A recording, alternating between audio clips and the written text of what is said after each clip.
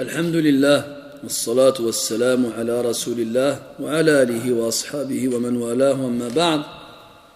أيها الأحباب الكرام، كالعادة في ليلة الخميس ونحن في 18 من شهر ربيع الأول عام 39 و400 وألف للهجرة، الموافق السادس من ديسمبر عام 2017 لقراءة كتاب الإمام البخاري رحمه الله تعالى في الأدب المفرد، وما زلنا في أبواب متتالية خصت بذكر حقوق الجيران وما ينبغي لهم من حسن الأدب والمعاملة. وقد افتتحنا في نهاية الدرس السابق الباب 66 الذي هو بعنوان لا يؤذي جاره، وقرأنا من هذا الباب حديثا واحدا، ونواصل القراءة مع الذي بعده ألا وهو الحديث 120. Très chers frères, comme chaque mercredi soir, nous nous réunissons afin de lire ensemble le livre écrit par l'imam al-Bukhari rahimahullah ta'ala dans le bon comportement. Et nous sommes toujours dans une succession de chapitres en relation avec le bon comportement qu'on doit avoir à l'égard du voisin et les bonnes relations qu'on doit entretenir avec eux. Et nous avons commencé à la fin du dernier cours, le chapitre 66, dans lequel on a pour titre « On ne doit pas faire de mal à son voisin ». Il ne doit pas faire de mal à son voisin, c'est-à-dire tout le monde. On a déjà lu le hadith 119, le premier hadith du chapitre, et on va lire ensemble aujourd'hui le second. قال رحمه الله تعالى: حدثنا عبد الله بن يزيد قال حدثنا عبد الرحمن بن زياد قال حدثنا عمارة بن غراب أن عمة له حدثته أنها سألت عائشة أم المؤمنين رضي الله عنها فقالت: إن زوج إحدانا يريدها فتمنعه نفسها، إما أن تكون غضباء أو لم تكن نشيطة، فهل علينا في ذلك من حرج؟ قالت رضي الله عنها: نعم، إن من حقه عليك أن لو أرادك وأنت على قتب لم تمنعيه. قالت: قلت لها: إحدانا تحيض وليس لها ولزوجها إلا فراش واحد أو لحاف واحد، فكيف تصنع؟ قالت رضي الله عنها: لتشد عليها إزارها ثم تنام معه، فله ما فوق ذلك، مع أني سوف أخبرك ما صنع النبي صلى الله عليه وسلم.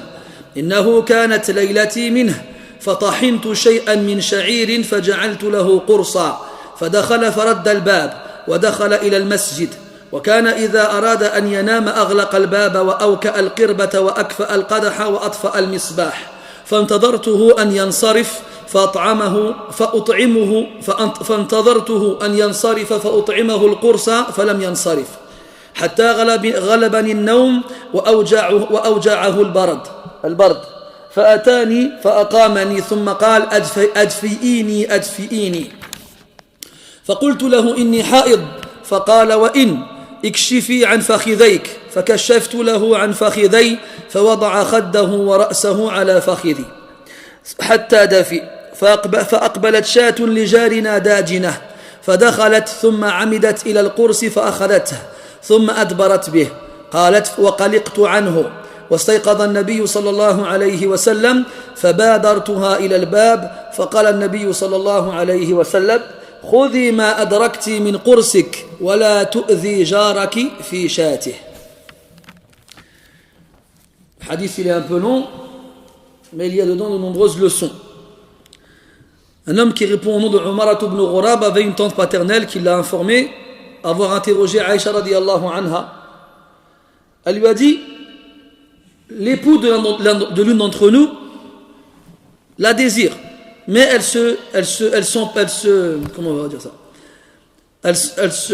s'interdit à lui, soit parce qu'elle est de mauvaise humeur, elle est en colère, soit parce qu'elle n'est pas d'humeur, elle n'est pas en forme.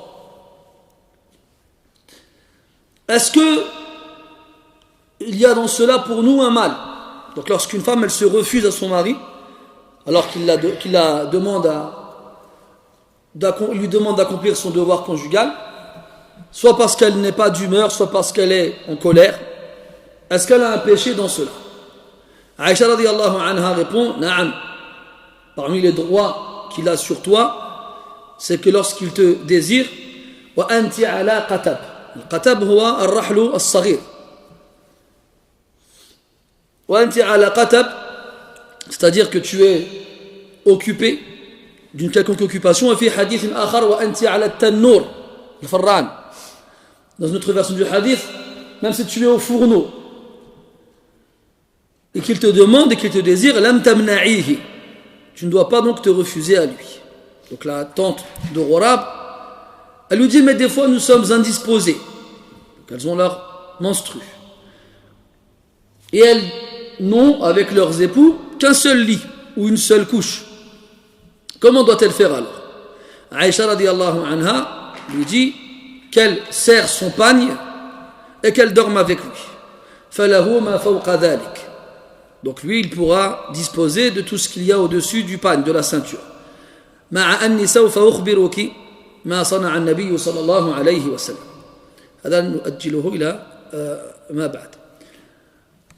هذه المرأة لم يسمها الراوي فهي مجهولة، وهذا من أسباب ضعف الحديث، وبهذا السبب لا يصح هذا الحديث.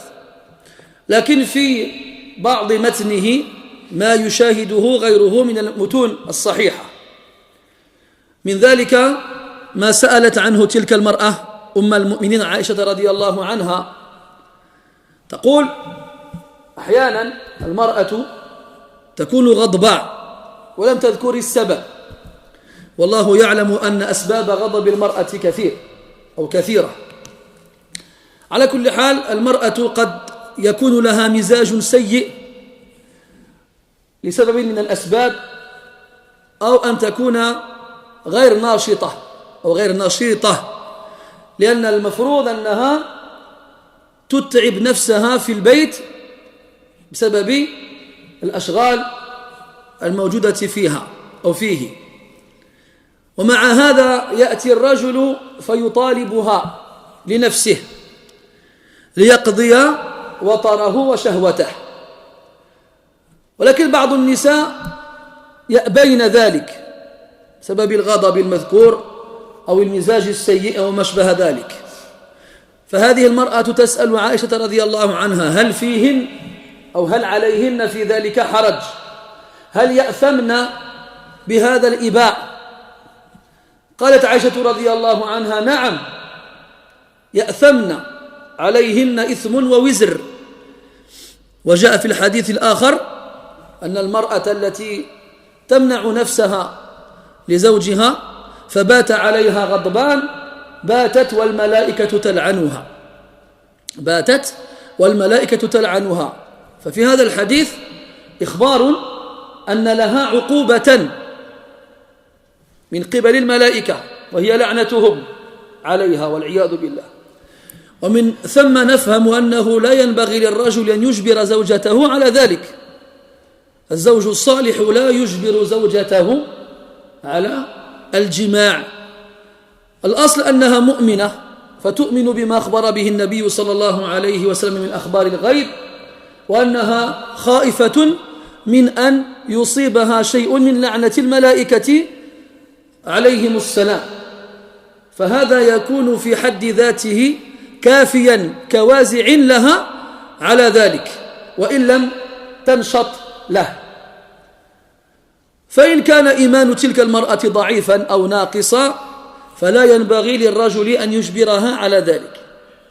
فإن صبر فله هذا، وإن لم يصبر معها فليبحث غيرها، إما أن يتزوج عليها بأخرى، والمرأة تضرب بالأخرى، لا تضرب بالكف ولا بالرجل، وإنما تضرب بالمرأة الأخرى. يحكى أن رجلا كبيرا في السن كانت له مشاجرة مع زوجته فأخذ يضربها، وأخذت هي تصيح حتى سمعها الناس من خارج البيت. فمر ببيتهم رجل فقال يا هذا لا تتعب نفسك بضربها، إذا أردت أن تؤثر فيها فاضربها بامرأة أخرى، يعني تزوج عليها بأخرى. فلم يسمع بسبب صراخ زوجته التي تصيح، فتوقف عن الضرب وقال: ماذا قلت؟ أعد. والمرأة رغم صيحتها سمعت مقالة الرجل، فقالت: دعك من هذا إنه يخربق بلغة المغارب، يعني ما تديهاش فيه، لا تعبأ به. على كل حال هذا أنفع. وإذا لم يتيسر للرجل أن يتزوج على امرأته بأخرى كما هو الحال في فرنسا لأكثر الناس، فليطلقها. كيف؟ في الغالب الأئمة والمشايخ وما أشبه ذلك ينصحون الناس بعدم الطلاق، لكن ينبغي أن ننظر بعيدا. هذا الرجل يعيش مع امرأة تمنعه من نفسها، ماذا يفعل؟ هذا الرجل له شهوة تغلي في صدره تلهب كالنار، إن لم يطفئها بالحلال سوف توسوس له نفسه بإطفائها بالحرام. ولا ينبغي أن يصبر على الحرام، ينبغي أن يصبر على الحلال.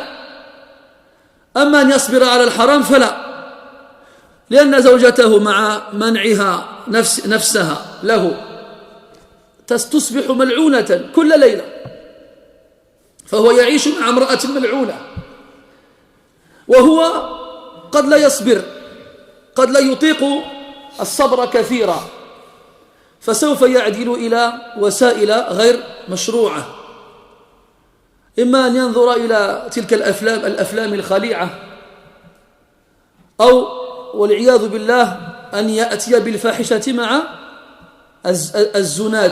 الزواني. فهذا أشد من أن يعيش مع امرأة تمنعه من نفسها، فالأولى أن يطلقها وأن يتزوجها غيرها. هكذا كان السلف يفعلون، لا يصدعون رؤوسهم مع نساء لا يريدن أن يخضعن لشريعة الله تبارك وتعالى.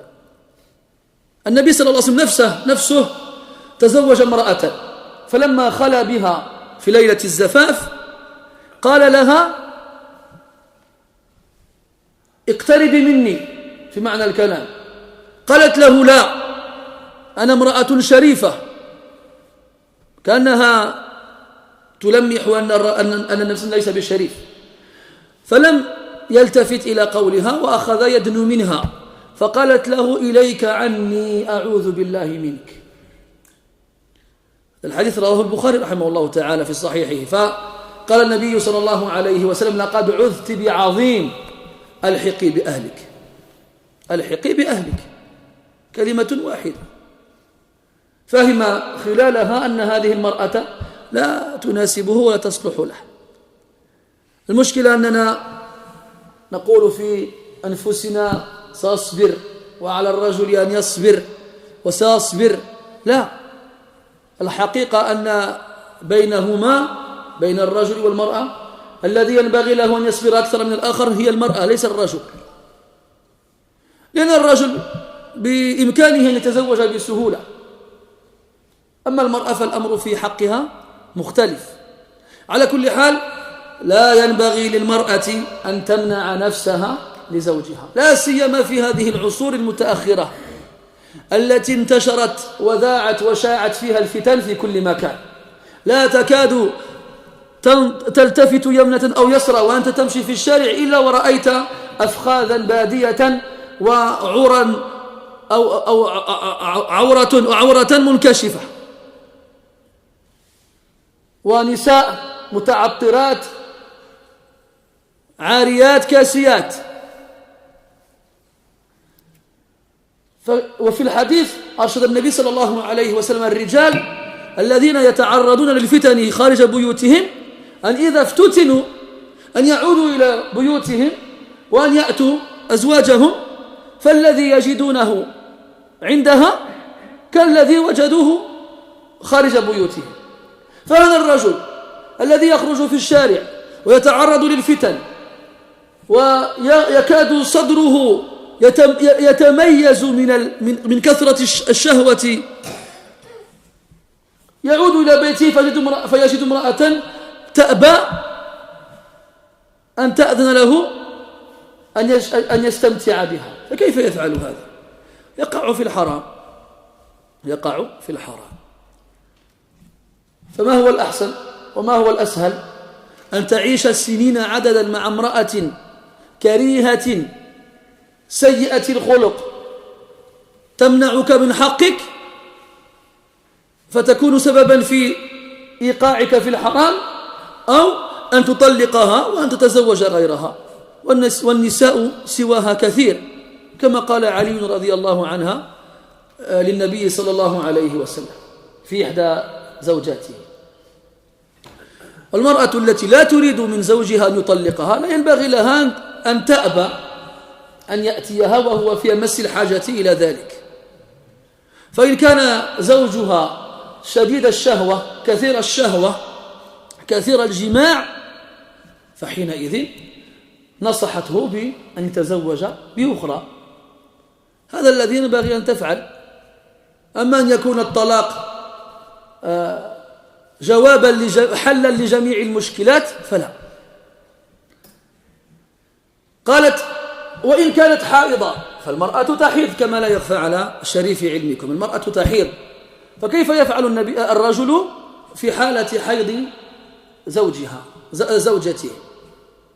فله أن يستمتع بها ويتجنب موضع الإلاج. قال الله تبارك وتعالى: نساؤكم حرث لكم فأتوا حرثكم أن شئتم. وفي الآية التي قبلها: فإذا تطهرن فأتوهن من حيث أمركم الله. فالشيء المحرم أن يأتيها الرجل وأن يلجها وهي حائض.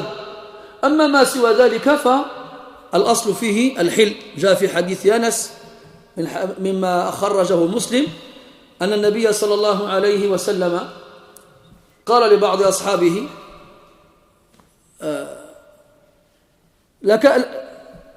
ماذا قال له؟ قال: يحل لك كل شيء سوى الجماع، أو كما قال عليه الصلاة والسلام: يحل لك كل شيء سوى الجماع، يعني إذا وجد الرجل زوجته حائضا. فالمرأة كذلك لا يجوز لها أن تتخذ حيضتها سببا وعذرا لمنع زوجها عن نفسها، فالحيض كذلك ليس عذرا. فكما أن المرأة في تلك المرحلة وتلك الفترة لا يجامعها زوجها، فهذا لا يعني أن الرجل لا شهوة له في تلك الفترة، يبقى رجلا. وقد أشرنا إلى كلام المغيرة بن شعبة رضي الله عنه لأحد أبنائه وهو مقبل على الزواج، قال له: صاحب المرأة الواحدة امرأة مثلها. كيفاش؟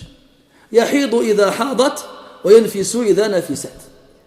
يعني المرأة إذا حاضت يصبح الرجل الذي ليس له زوجة أخرى حائضا كذلك، لأنه لا يمكن له أن يجامع.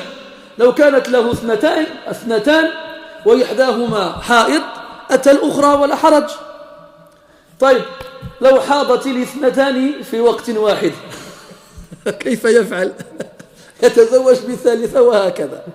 فإن تزوج 4 وأصبحنا يحضن كلهن في وقت واحد فليطلقهن كلهن وليتزوج أخرى.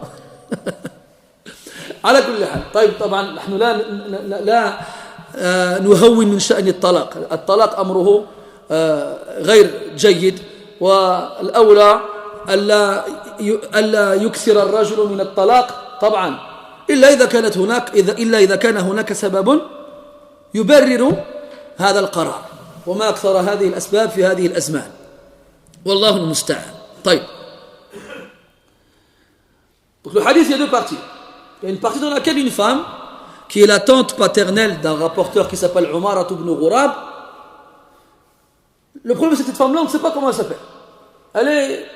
Elle n'est pas nommée, donc elle est inconnue. Et lorsque le rapporteur n'est pas cité, on n'a aucun moyen de savoir s'il est bon ou non. Alors à ce moment-là, ce sera une faiblesse dans la chaîne de transmission. Donc le hadith, il est faible à cause de cet élément inconnu.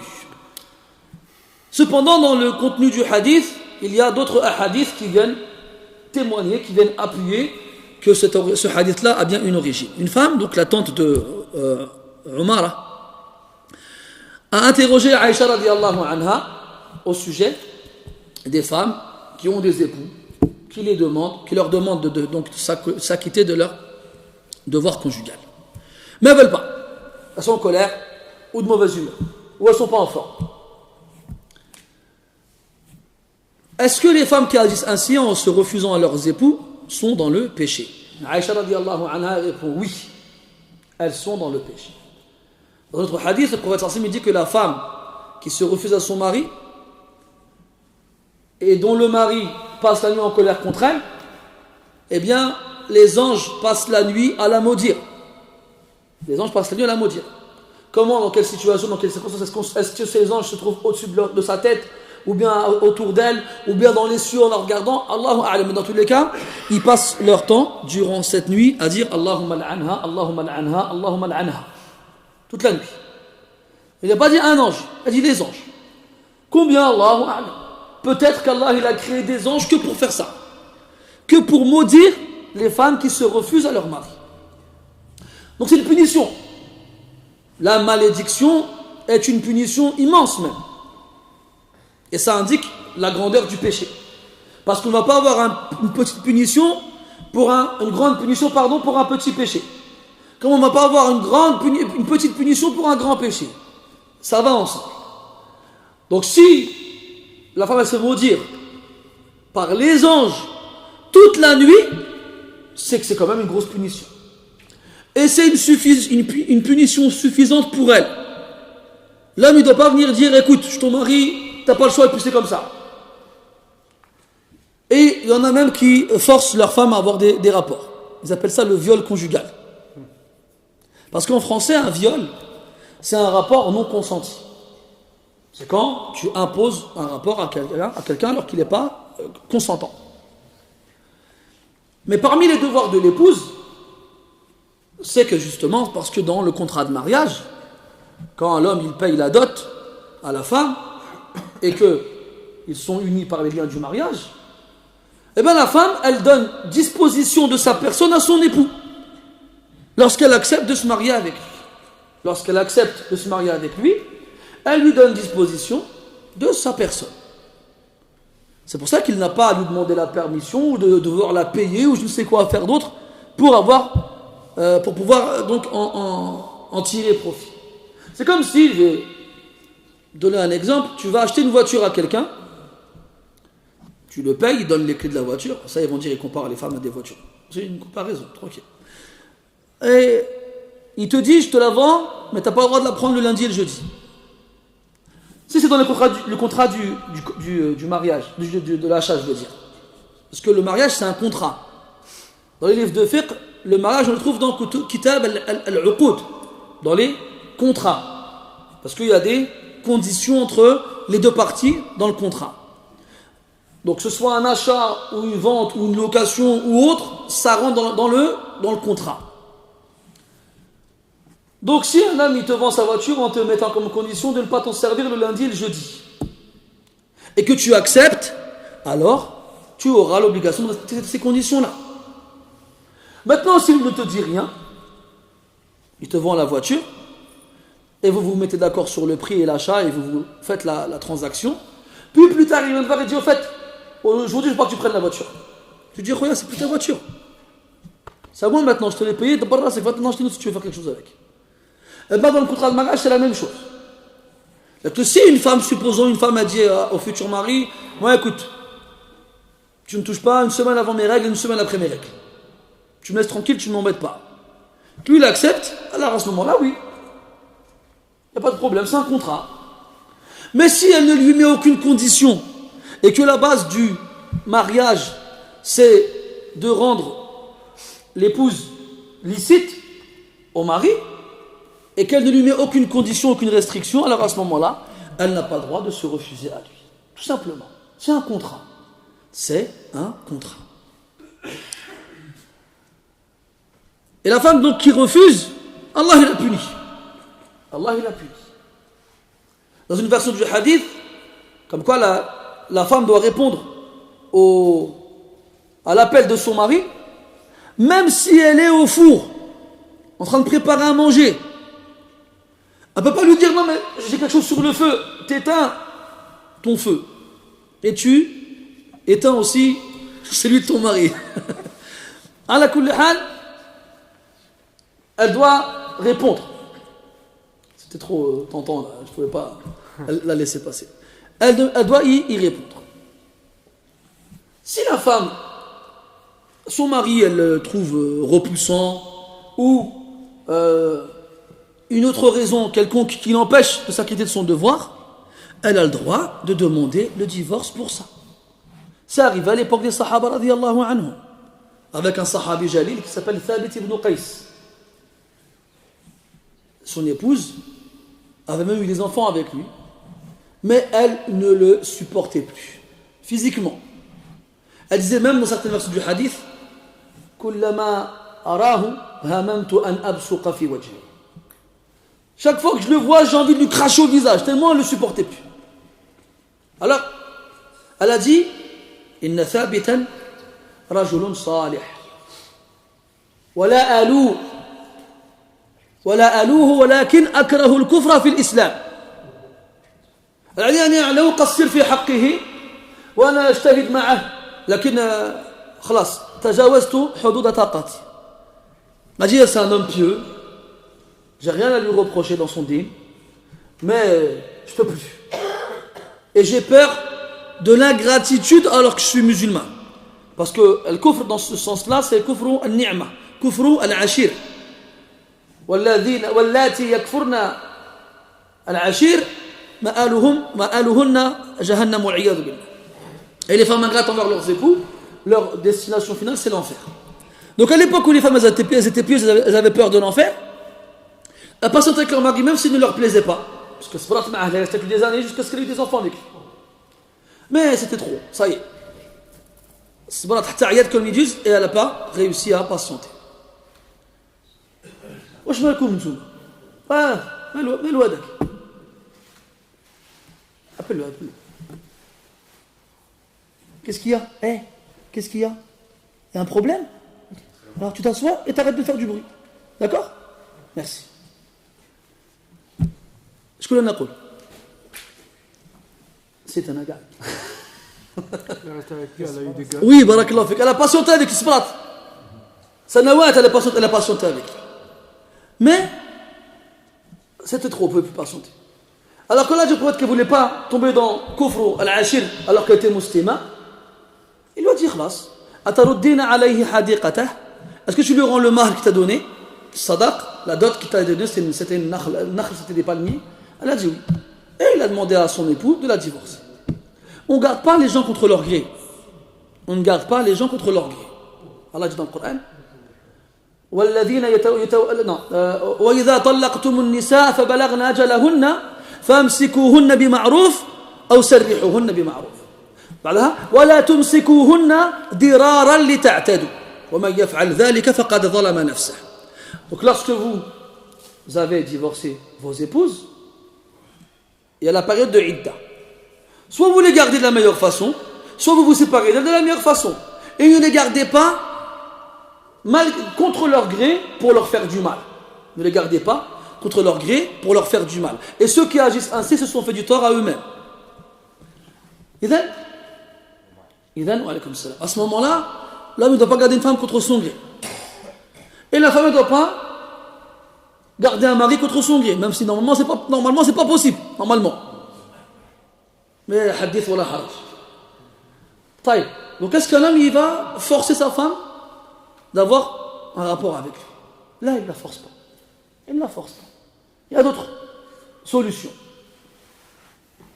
Est-ce qu'il va la frapper pour ça? Non, il ne la frappe pas. D'ailleurs, on a un zaman où frapper la femme, c'est même plus la peine d'y penser. C'est elle qui va te frapper. Et si elle te frappe, elle a raison. Et si tu la frappes toi, t'as tort. Donc, c'est même pas la peine d'y penser. Cette siyasa, c'était une siyasa qui convient à certaines époques, mais pas tout le temps. C'est pour ça qu'Allah il a donné plusieurs plusieurs solutions. Et pas seulement celle-ci. Eux, ils nous disent quoi? Ouais, vous dans le Coran, vous dites qu'il faut frapper la femme. Là, déjà, c'est pas frapper comme vous l'entendez. Ensuite, c'est pas la solution miracle. Tu crois, tu frappes ta femme, c'est bon, ça y est, elle va devenir gentille. Non, ça marche pas comme ça. Un Nabi n'a jamais frappé qui que ce soit parmi ses épouses. Et le meilleur moyen de toucher une femme, c'est pas en touchant son corps, c'est en touchant son cœur. C'est pour ça qu'Allah Ta'ala, il a parlé d'abord en premier de l'wa'd. Fa'idhuhun. Alors rappelons Allah et son messager en parlant de l'iman. Si ça ne marche pas avec l'iman, alors il faut chercher les sentiments. Parce que les femmes, elles sont sentimentales. Alors il a dit wahjuruhunna fil mabaji'. Éloignez-vous d'elle dans les lits. Parce que la femme, ça lui fait plus mal quand tu ne lui parles pas et que tu ne dors plus avec elle qu'autre chose.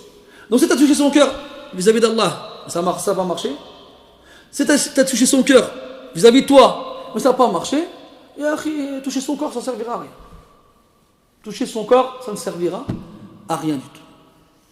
على كل حال يذكر أن الشعبي رحمه الله تعالى تزوج امرأة اسمها زينب فكان يحبها حبا جاما وذات يوم مر ببيت رجل سمع منه صراخ امرأة يضربها زوجها فحن لها وقال في معنى قوله إن رجالا يضربون نساءهم فشلت يميني يوم أضرب زينب إلى آخر ما قال. يعني قصيدة جميلة جدا يحفظوها وقولها لزوجاتكم.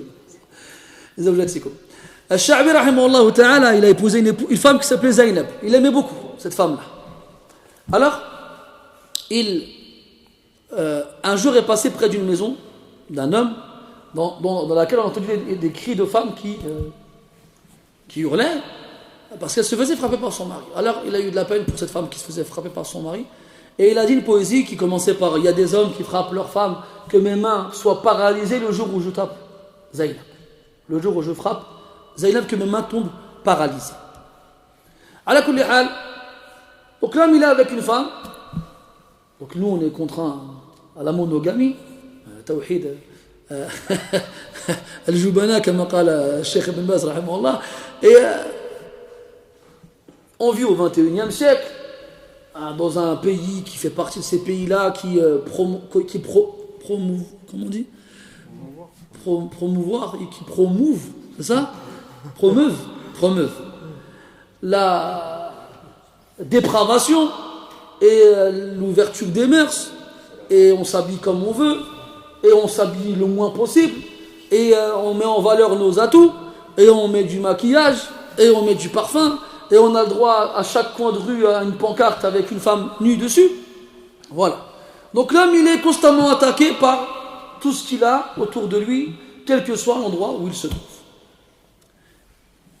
Alors ces choses-là, elles ne laissent pas indifférent. Dans un hadith, quand un homme il voit une femme qui lui plaît dehors, qu'il retourne chez lui et qu'il va voir son épouse, car ce qu'il a vu chez cette femme-là, son épouse aussi elle là. Donc il part de chez lui à 7h du matin, il rentre à 19h, il s'est fait attaquer toute la journée, il rentre chez lui, dans sa poitrine il y a le volcan qui est déjà entré en éruption. Il va voir sa femme et dit je suis pas d'humeur, je suis pas en forme. Comment il fait à ce moment-là? On a dit qu'être violent c'est pas une solution. Alors à ce moment-là, là où il appelle à son iman. Écoute ma soeur, tu es une musulmane, on s'est mariés, tu connais les contrats du mariage, tu connais le rôle de la femme et le rôle de l'homme et la khirina, nanana. Elle lui dit non, je m'en fiche. Alors il est censé ne pas dormir avec elle, mais là à ce moment-là, il va encore plus se pénaliser lui. Comment il s'appelle la Sayyidana? Comment tu t'appelles toi? Toi, comment je t'appelle? Joud. Tu t'appelles comment? Comment tu t'appelles? Masmouk. T'as oublié le site? شوف ما تصور على الله يخليك سير الاستماع سير يلا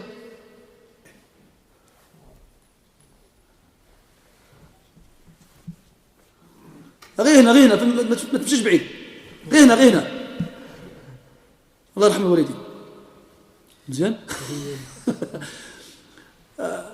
شكون انا نقول وي فوالا دونك l'autre solution normalement c'est il dort pas avec elle mais déjà il s'est pénalisé parce que il est pénalisé par elle parce qu'elle s'est refusée à lui et en plus ça dormir avec il peut pas la forcer parce qu'il sait que Allah il a chargé des anges de la maudire toute la nuit.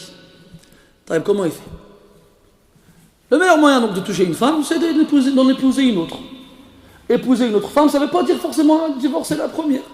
Mais en épouser une autre pendant qu'on est déjà marié avec celle-ci. Parce que ça fait plus de mal à une femme que 100 coups de bâton, que 1000 coups de bâton, que 100 000 coups de bâton. Et d'ailleurs, il a été raconté qu'un homme, il se disputait avec sa femme, alors il en est venu aux mains, alors la femme elle s'est mise à hurler, il y a un homme qui est passé près de sa maison, il lui a dit arrête de la frapper, ça sert à rien, tu veux lui faire mal, ben tape-la avec une autre femme. Et elle criait, mais elle a entendu parler, lui il entendait parler, il dit quoi, répète. Elle lui dit non c'est bon, écoute-le pas, continue de me frapper, continue. Ala kulli hal, vous allez me dire mais en France 2017, polygamie, c'est pas possible, eh ben c'est pas possible. Comment on fait? À ce moment-là, ça veut dire que repousser les inconvénients est prioritaire sur attirer les avantages. Si tu as une femme qui ne veut pas comprendre et que toi tu souffres de cette situation-là, ne va pas te mettre dans des problèmes, divorce-la. Divorce-la, c'est mieux. Vous allez me dire, mais c'est bizarre, normalement on ne doit pas divorcer. Oui, c'est vrai, on ne doit pas divorcer normalement. Quand les éléments du couple ils sont corrects. Mais quand ils ne le sont pas, qu'est-ce qu'il va finir par faire à la fin? C'est un humain, c'est pas un morceau de bois, c'est pas un morceau de pierre. Qu'est-ce qui va lui arriver? Il saute. Allah, le Rasul a dit ça aux jeunes qui ne sont pas mariés, le Uzab, les célibataires, eux ils jeûnent. Mais un homme marié, pourquoi il va jeûner? Enfin, bien sûr il va jeûner pour d'autres raisons, mais pas pour celle-là normalement. Alors à ce moment-là, des femmes il y en a plein. Des femmes, on a plein. Mais nous, on est trop sentimentales, nous, aujourd'hui. Non, mais t'as vu, j'ai patienté, كذا كذا. لا يا أخي اغتك من هذا الكلام. المرأة خلقت من ضلع. والضلع إن ذهبت تقومه كسرته. وإن لم تمسه بقي أعوجا. La femme est créée à partir d'une côte. Et si tu essayes de la redresser, tu la casses. Si tu la laisses telle qu'elle, elle restera sous sa forme initiale. Courbée. Si tu dis tordue, ils n'aiment pas. Courbé. Courbé, c'est politiquement correct. Il faut faire attention au politiquement correct en France aujourd'hui. C'est très dangereux. Ala kulli hal, te fatigue pas là, l'esprit avec ça ne changera jamais. Ça ne changera jamais. Même à une époque, quand tu menaçais ton épouse de divorce, elle réfléchissait à deux fois, elle faisait attention, elle ne voulait pas. Et c'est elle qui te demande le divorce tous les jours. Tous les jours. Elle dit j'en peux plus, j'en veux plus, laisse-moi tranquille et tout ça. Quand je lui dis أيما امرأة تطلب الطلاق من غير ما بأس لم ترح رائحة الجنة. S'en fiche. Quand tu leur dis ouais mais toute femme qui demande le divorce sans qu'il y ait un mal réel ne s'interdit de sentir l'odeur du paradis. Et l'odeur du paradis on peut la sentir à des centaines d'années de marche. Ça la touche pas. ما تفهموا له والله. Normalement, on est entre musulmans, on a tous l'iman dans le qalb et tout ça. On a des barbes, on va à la mosquée, on fait la prière, les femmes elles ont des hijabs, des jilbabs, ils font la prière aussi. Mais le kalam, ça ne leur parle pas. Ça ne leur parle plus. أين سمعنا وأطعنا فين هو؟ واذكروا نعمة الله عليكم وميثاقه الذي واثقكم به إذ قلتم سمعنا وأطعنا. Vous avez pris un engagement le jour où vous avez dit سمعنا وأطعنا. Et donc Allah Ta'ala dit أيها الذين آمنوا لا تقولوا راعنا وقولوا ماذا تقولوا؟ انظرنا واسمعوا. الأمر موجه إلى الذين آمنوا. نحن نقول لله انظرنا يعني انظر عبادتنا وانظر صلاحنا والله بعد ذلك يأمرنا بالسمع.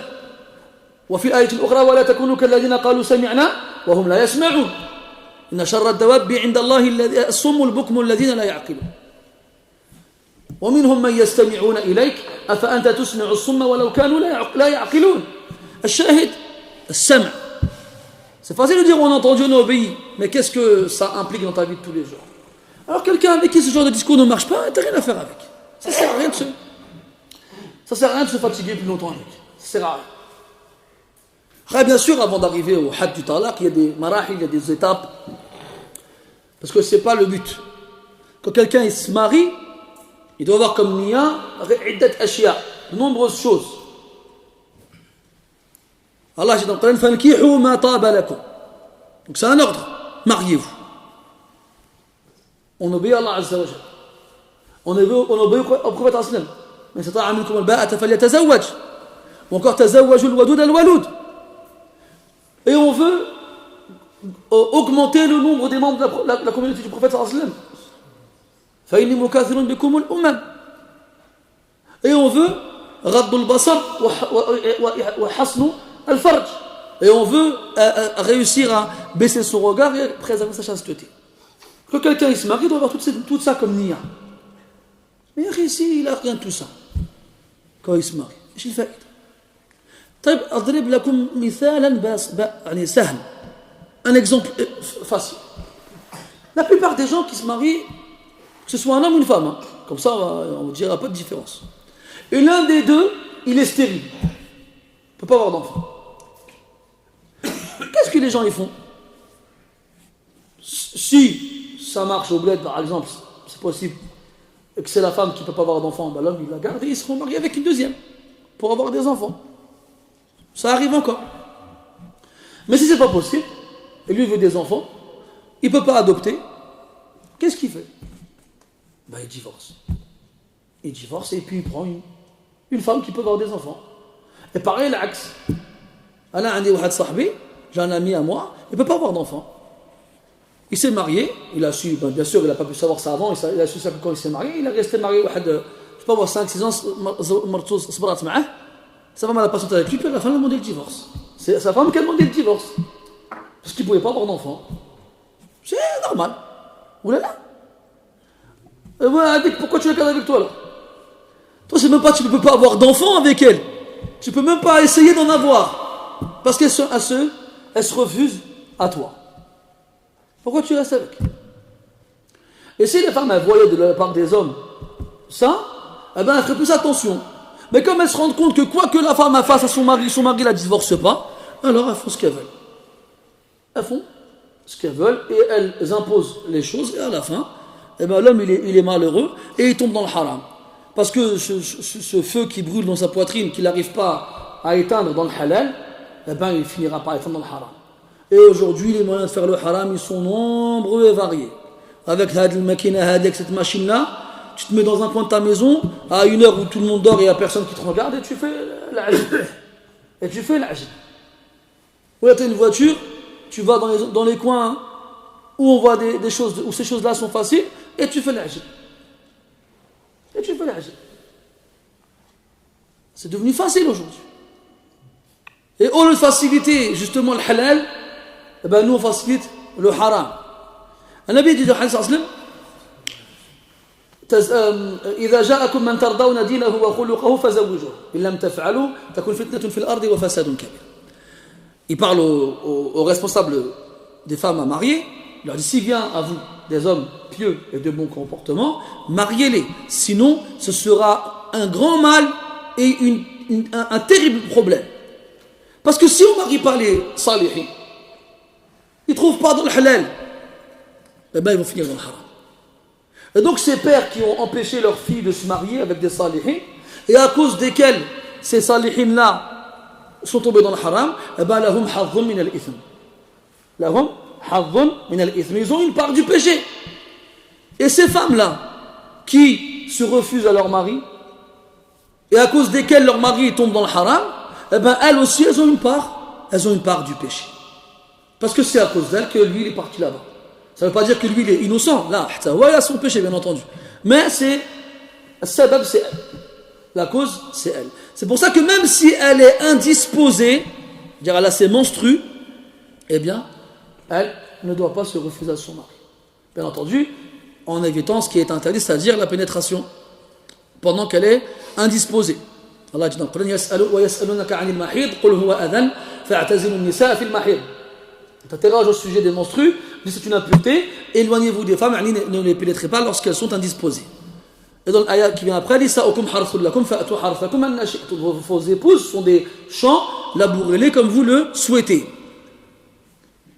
Donc, d'ailleurs c'est ce qu'elle dit Aïcha radiallahu anha par la suite, quand la femme elle est indisposée, elle doit serrer son pagne, c'est-à-dire une sorte de ceinture qu'elle a au niveau de la taille, donc pour faire comprendre à l'époux qu'elle est dans une période où les rapports ne seront pas possibles. Mais ça ne veut pas dire qu'elle ne peut pas l'approcher. Là. Il dit donc l'homme il peut se satisfaire du reste du corps de son épouse en s'éloignant et en évitant la pénétration. بعد هذا كله تخبر عائشة رضي الله عنها بواقعة وقعت لها وللنبي صلى الله عليه وسلم. Après cela, Aïcha radiallahu anha, elle raconte une histoire à cette femme-là qui lui arrivait avec le prophète alayhi wassalam. Elle dit une nuit, donc c'était sa nuit. Comme vous le savez, les épouses du prophète, elles avaient chacune une nuit avec le prophète alayhi wassalam.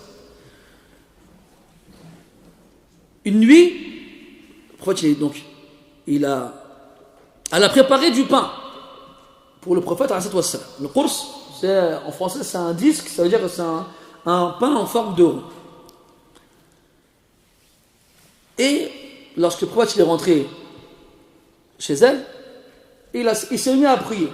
تقول ودخل إلى المسجد إما أن ترى أن تقصد بذلك المسجد الذي كان بجنب حجرتها وإما أن تقصد بذلك المكان الذي كان مخصصا للصلاة داخل حجرتها فإنه يسمى مسجدا. Donc quand elle dit il est rentré dans la mosquée, soit faisait référence au fait que la mosquée c'était la mosquée du prophète et donc qu'il y priait, mais là ça serait incohérent avec le fait qu'il est rentré chez elle, ou bien elle fait référence à l'endroit dans son appartement où le prophète y priait, il s'est bien prié. Et wadakhala ila al-masjid, donc il est rentré, il a fermé, il a couvert les récipients, les bouteilles, et il a éteint la lampe. Et il s'est bien prié. Et Aïcha radiallahu anha, elle attend qu'il finisse de prier, comme ça elle lui donne à manger le pain qu'elle a préparé. Mais il est resté longtemps en prière. Et Aïcha s'est endormie radiallahu anha. Mais il faisait froid. Alors le prophète après il a fini sa prière plus tôt parce qu'il avait froid. Alors il a été la voir, il l'a réveillé, il lui a dit adfi'ini, yani sakhinini, réchauffe-moi. Elle a compris à travers cela qu'il voulait se blottir contre elle afin de pouvoir se réchauffer. Elle lui dit inni haid, je suis indisposé. Faqala wa in wa hadatha al-mubtada wal khabar لأنه مفهوم معلوم. Il a dit et même quand bien même tu es indisposé, ça ne t'empêche pas de me réchauffer. Donc هذا هو محل الشاهد. C'est là là où venons en venir, c'est que même s'il était indisposé, ça ne l'a pas empêché de prendre de se blottir, de blottir le prophète contre elle alayhi wassalam. Alors il lui a dit ikshifi an fakhidai, découvre tes cuisses. فكشفت له عن فخذي. Donc elle a découvert ses cuisses. فوضع خده ورأسه على فخذي. Donc il a posé sa joue et sa tête sur ses cuisses jusqu'à ce qu'il fût réchauffé. فأقبلت شاة لجارنا داجنة. الشاة الداجنة هي التي يعلفها صاحبها في بيته ولا يعلفها خارج البيت. Alors il y a une brebis domestique qui appartenait au voisin qui rentre chez Aïcha radiallahu anha. Et le prophète il est installé confortablement et au chaud auprès de son épouse. Elle rentre et elle a vu le pain. Alors elle s'est dirigée vers le pain et elle l'a attrapé. Et elle est partie avec la brebis. Et Aïcha radiallahu anha, ça y est, sa tête elle est dans le pain. Elle était soucieuse et inquiète du devenir du pain. Qu'est-ce qu'il allait devenir ce pain-là? C'était pas pour la chef, c'était pas pour la brebis, c'était pour le prophète. Mais le prophète s'était endormi. s'est endormi avec en guise d'oreiller les cuisses de son épouse. Alors comme Aïcha radiallahu anha était troublée, inquiète pour le pain, il l'a senti et s'est réveillé. Alors quand il s'est réveillé, il s'est redressé, et là Aïcha radiallahu anha qui était à ce moment-là disponible, elle s'est précipitée vers la porte pour attraper le pain que la brebis a emporté avec elle. Alors le prophète lui a dit khudhi ma adrakti min qursik wa la tu'dhi jaraki fi shatihi. Il dit reprends ce que tu peux reprendre du pain, mais ne fais pas de mal à ton voisin dans sa bête. Ne fais pas du tort à ton voisin dans sa bête. وهنا عدة أشياء. أولا ما يشير إلى شدة الفقر، لأن الغني يستغني عن قرص أخذته الشاه ويأمر بإعداد غيره، أما الذي ليس في بيته سوى ذلك فهذا لن يتركه يفلت. Et là déjà tu vois plusieurs choses. Premièrement la pauvreté, parce que quelqu'un de riche, s'il a une chair, il voit une brebis qui lui emporte un pain, il va la laisser partir avec, il ne va pas s'inquiéter pour. Mais si Aïcha radiallahu anha réagit comme ça, c'est parce qu'elle sait qu'elle n'a pas d'autre pain en dehors de celui-ci. Et que ce pain-là, elle l'a fait pour le prophète, et donc elle voulait que le prophète il le mange et pas que cette bête la prenne. Ensuite, بعد ذلك ترى ما ينبغي أن يكون عليه الزوجان من الملاطفة والمداعبة والمؤانسة والمحبة وحسن الخدمة، وأن تكون المرأة على علم بذلك أنه يجب عليها أن تكون في خدمة زوجها. Autre chose, c'est que on voit dans ce hadith-là la relation que doivent avoir les époux. Comment ils doivent être ensemble. Ils doivent avoir entre eux de la tendresse, de la douceur, une bonne relation. Et surtout, qu'il y a entre eux que, comment dirais-je, de l'acceptation et non du refus. Surtout de la part de l'épouse, qui doit être consciente qu'elle doit être au service de son mari. Et qu'elle ne doit pas lui refuser quoi que ce soit qu'elle puisse lui donner. Et regardez كذلك انظروا كيف شبهت البنت أباها في هذا الموطن. Et regardez comment la fille elle ressemble à son père dans cette situation-là. جاء في الحديث أن النبي صلى الله عليه وسلم لما دخل الغار مع أبي بكر رضي الله عنه نام فوضع رأسه على فخذي أبي بكر رضي الله عنه، وأبو بكر قبل أن يدخل الغار نظر جيدا هل يوجد فيه ما يخشى ضرره من حية وعقرب وما شبه ذلك، فكل حفرة رآها قد يختفي ويختبئ فيه شيء خطير سده بقطعة من قماش وجلس، والغار كان صغيرا ضيقا.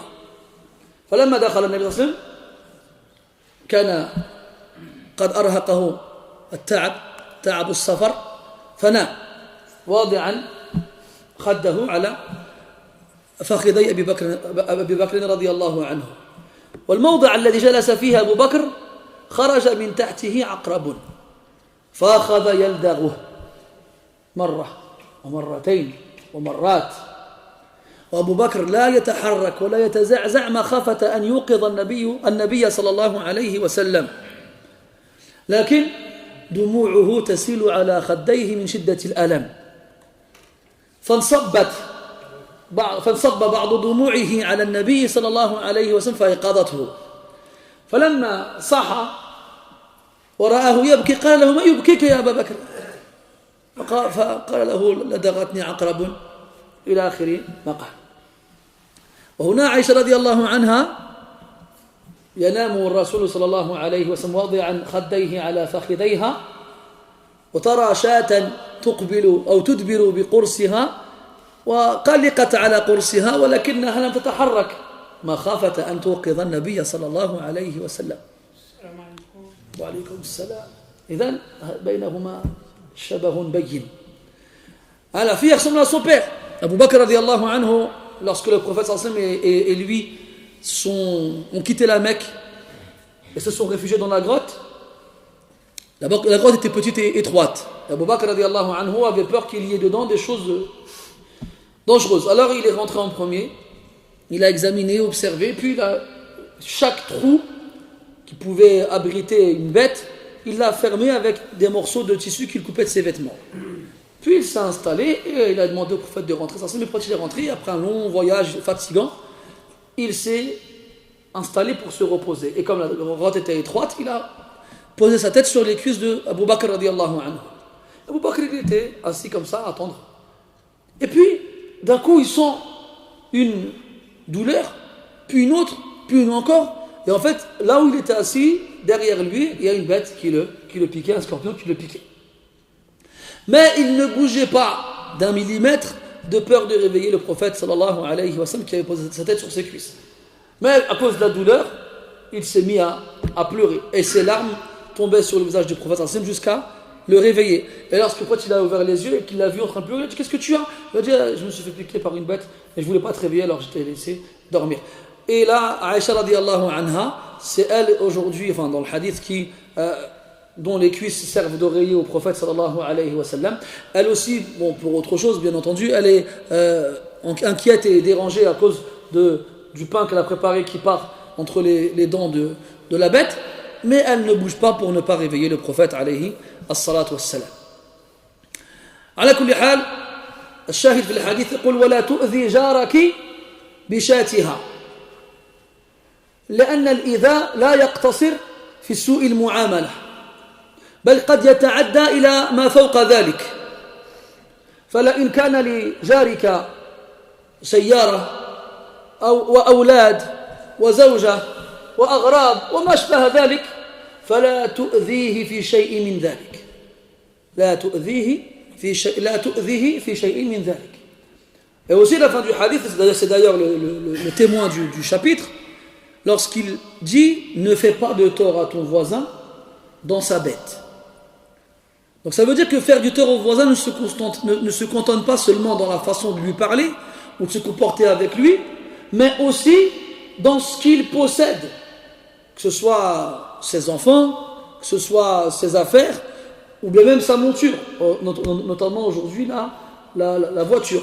Parce que par exemple, quand tu as une place de parking réservée à ton nom dans le parking, et tu arrives le soir après le travail, et quelqu'un il s'est garé dans ta place à toi. Tu dis: bah, tant pis, je prends une autre place. Mais c'est pas parce que quelqu'un il a pris ta place à toi, même s'il n'avait pas le droit, que ça te donne le droit à toi d'en faire autant. Parce que toi, en agissant ainsi, bah, tu vas faire du tort à ton voisin en lui prenant sa place. Et les exemples sont nombreux et variés. Ala kulli hal, on ne doit pas toucher aux affaires du voisin. Donc la nuisance, elle n'est pas seulement verbale ou sonore, elle peut même être beaucoup plus large. Il ne faut pas toucher aux affaires du voisin, ne pas lui faire du tort dans cela. Pareil, notamment aujourd'hui, on pourrait rentrer dans ça les enfants. Les enfants qui vont faire du bruit dans les couloirs du bâtiment par exemple, ou qui vont frapper à ta porte. Des fois, les enfants ils s'amusent, ils sonnent, après ils partent. Alors tu l'attrapes, tu es énervé, tu vas voir ce que je vais te faire. Là, dis-toi que c'est le fils de ton voisin. Après, si tu veux régler la situation, tu vas voir ses parents, tu dis: voilà ce que votre fils il a fait, sans faire de mal à qui que ce soit, de la meilleure des façons.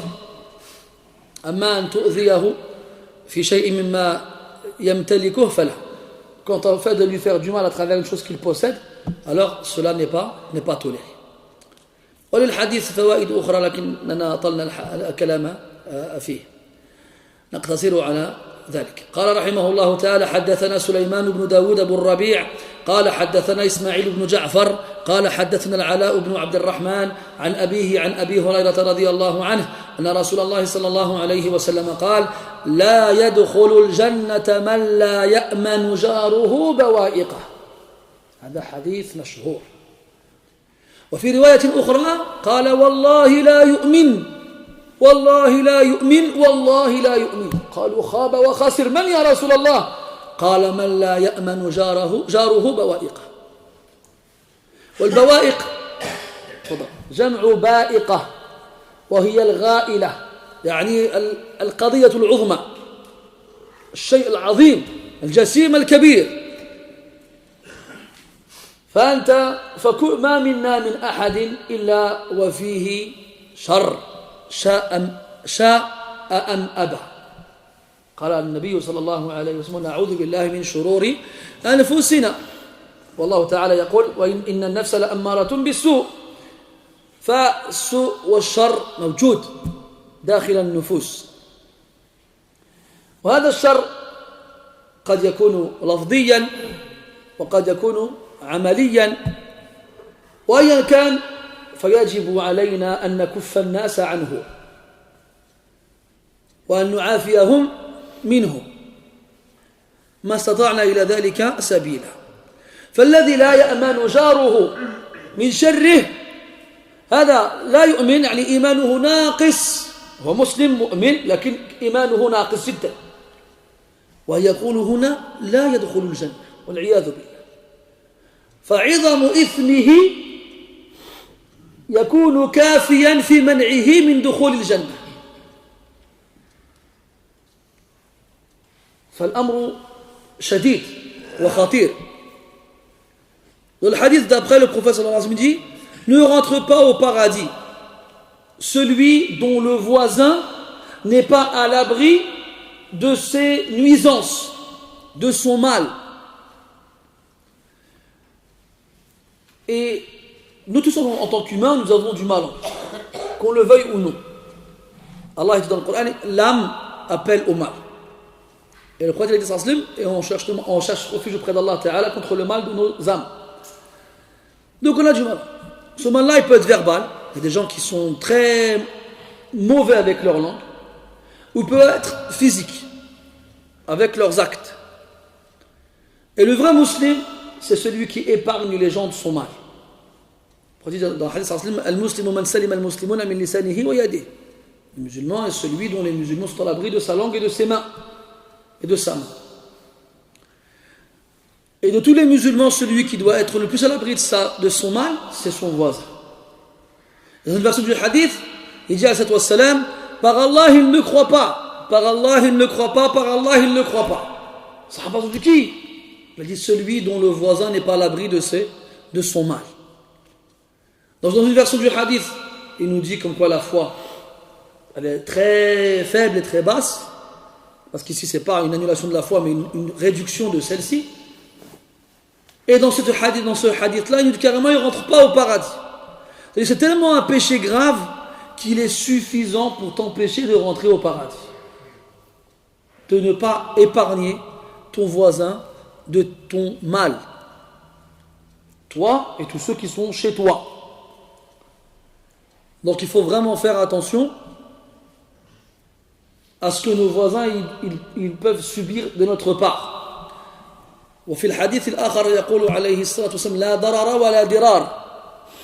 يعني الإنسان لا ينبغي أن يستخدم شيئا يضر نفسه ويضر غيره، فلا تكن سبب ضرار مهما كان، لا لنفسك ولا لغيرك. ومن باب أولى وأحرى أقرب الناس إليك سواء كانوا من أقاربك أو من جيرانك.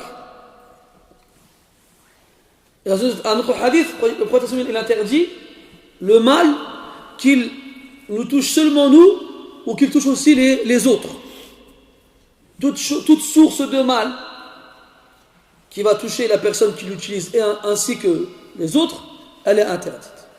ويدخل في هذا الدخان، يدخل في هذا الدخان على سبيل المثال على الذين يقولون بأنه ما كانش حديث يدل أو دليل يدل على تحريم الدخان. هذا في حد ذاته يستدل به على تحريم الدخان، لأن الدخان يضر النفس، من يشربه يتسبب في إهلاك جسده وكذلك يضر الغير،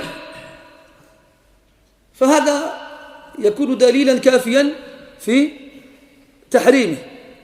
Donc toute source de mal qui touche la personne et les autres, elle n'est pas tolérée, pas permise dans notre législation. Rentre dedans par exemple la cigarette. Pour les petits malins qui nous disent non mais il n'y a pas d'élite qui interdit la cigarette. Si, c'est pas parce que c'est pas marqué dans le Coran ne fumez pas qu'il n'y en a pas.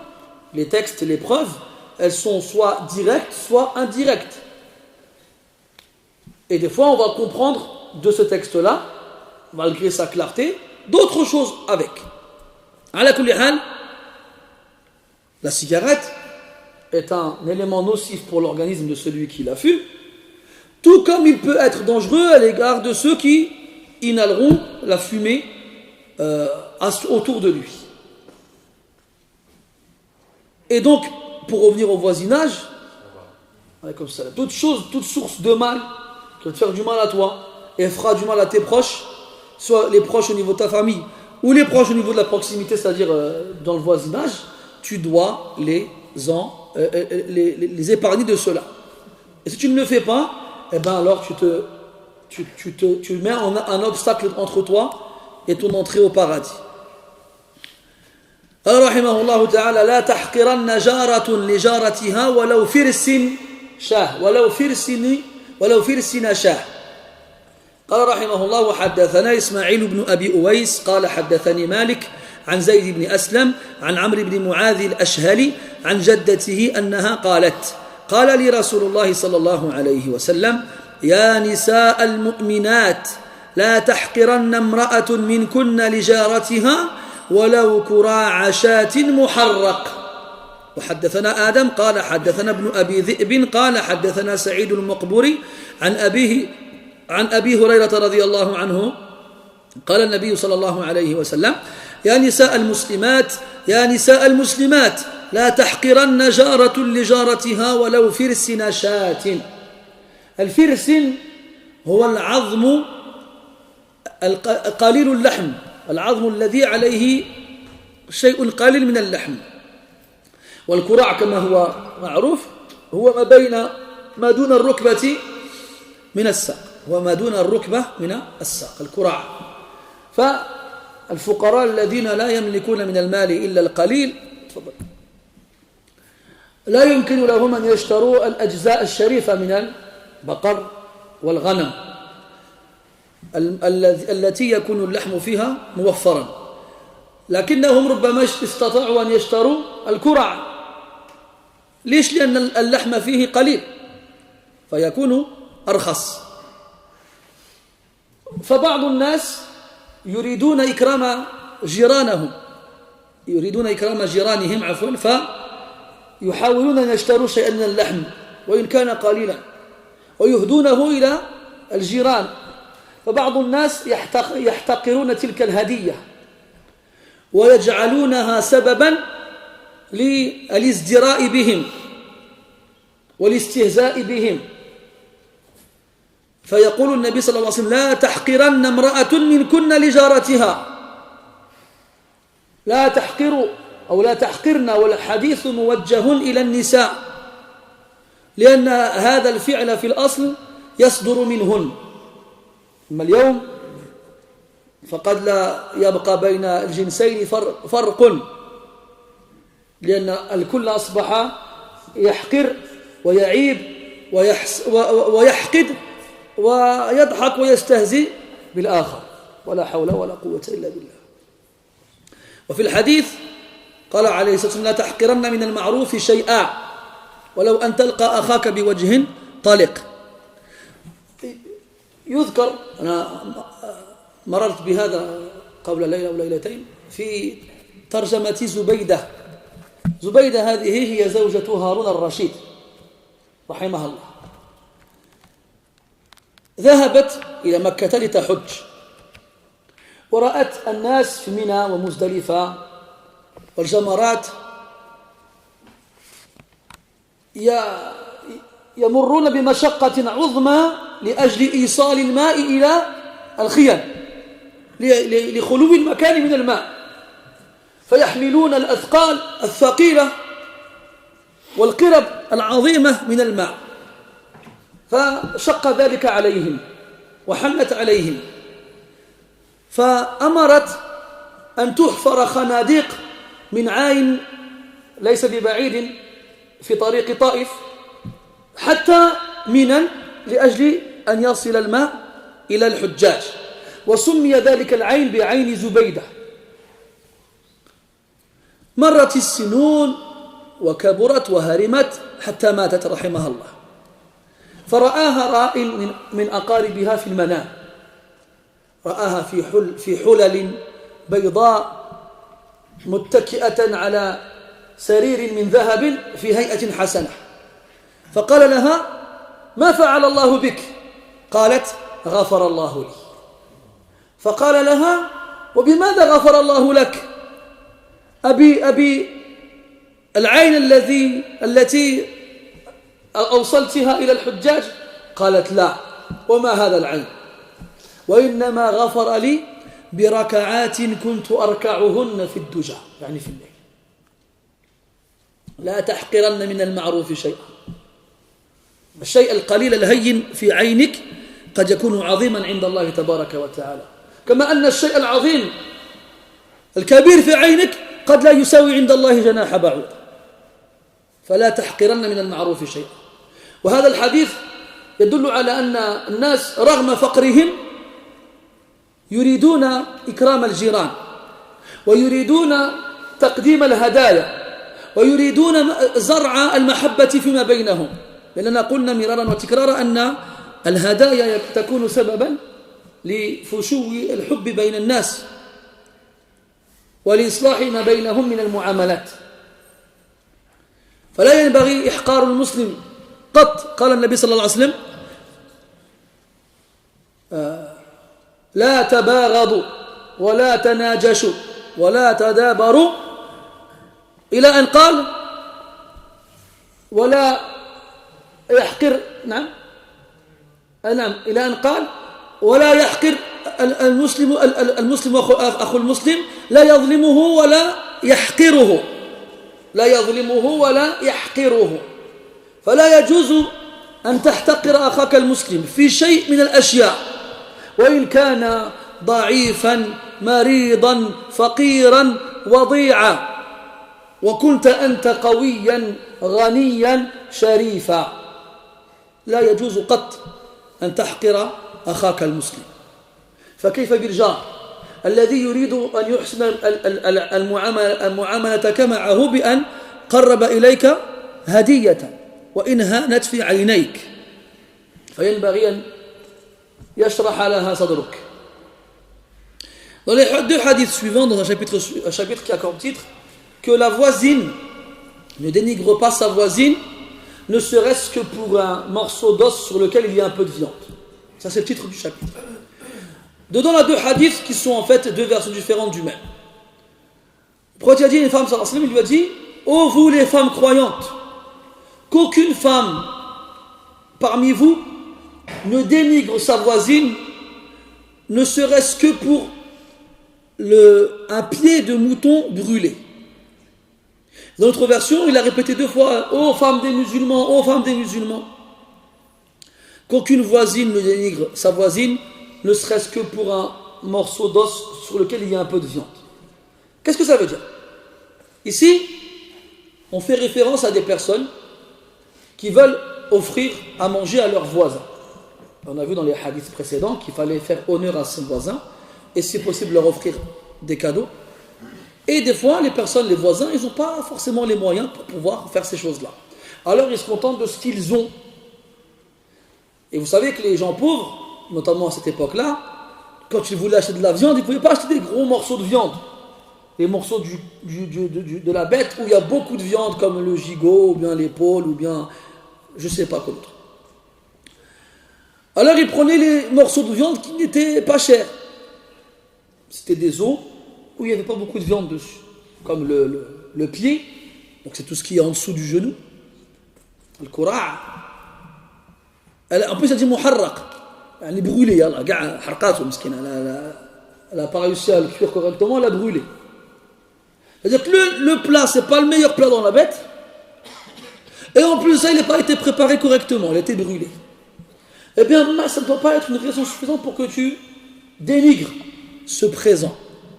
Parce que nous, aujourd'hui, malheureusement, quand on nous offre des choses qui ne nous plaisent pas, on le prend mal. Je fais une chine, on est parti où?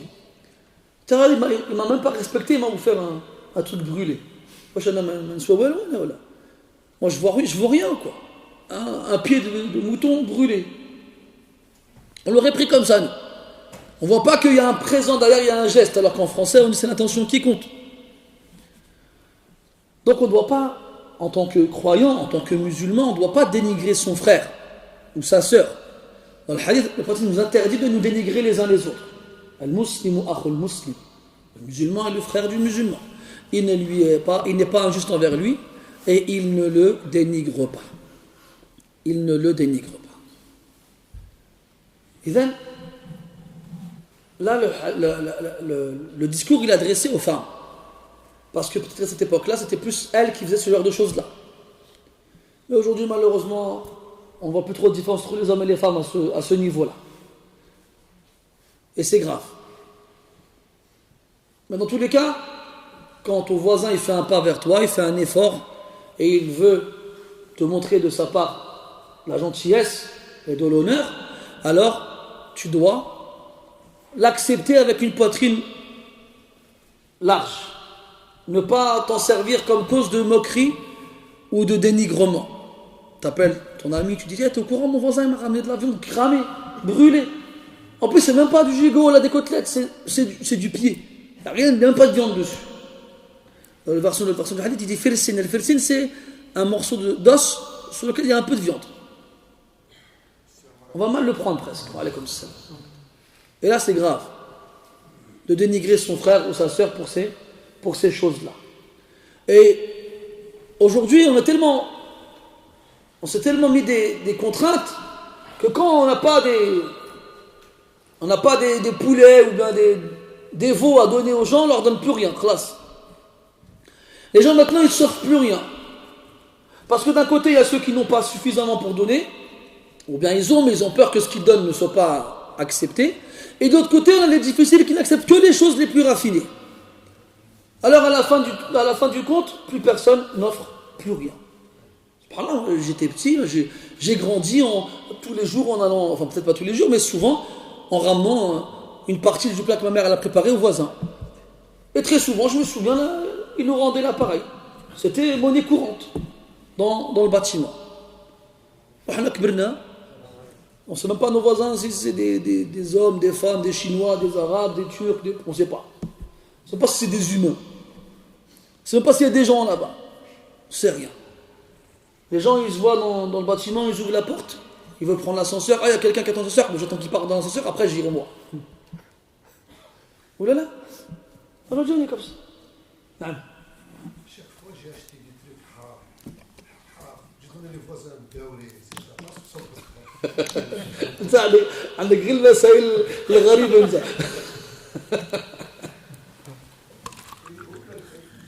C'est quoi les trucs haram, c'est quoi? الحلوف؟ كيفاش حرام؟ شنو هو الحرام اللي فيه؟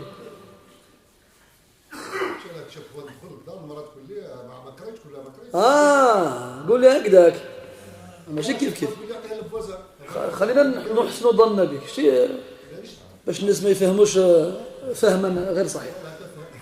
بارك الله فيك. Frère, des fois il achète des trucs, il arrive chez lui, oh mince, c'est haram. Déjà, est-ce que c'est haram? Déjà, est-ce que c'est haram? Il y a beaucoup de choses, on croit que c'est haram, c'est pas haram. D'accord? On ne va pas rentrer dans la question des graisses végétales, des additifs, de l'alcool dans certains aliments. ندخلوا في هذا الموضوع هذا له باب آخر لعلنا نتطرق إليه لاحقا. على كل حال طيب tu donnes au voisin la haraj. هذا كذلك محل خلاف بين العلماء. C'est une question dans laquelle les savants ont divergé. Mais Inch'Allah ta'ala, la ba's, tu peux le donner à tes voisins, Inch'Allah ta'ala. Mais dans le hadith, إن الله طيب ولا يقبل إلا طيبا. إذا أراد الإنسان يتقرب إلى الله تعالى بما يعطيه لغيره فليبحث عن الطيب الحلال فإن لم يكن كذلك تخلص منه ولم يستخدمه لأجل الصدقة. Donc oui, s'il veut donner à ses voisins parce qu'il ne veut pas manger lui, parce qu'il estime que ce n'est pas permis, il n'y a pas de mal, Inch'Allah Ta'ala. Mais dans le sens de la sadaqa, il faut choisir les choses les plus pures et les plus bonnes. Parce qu'Allah, il est bon et il n'aime que ce qui est, il n'accepte que ce qui est bon. Ala kulli hal, on revient au hadith. Donc dans ce hadith-là, on incite les gens à offrir, notamment aux voisins.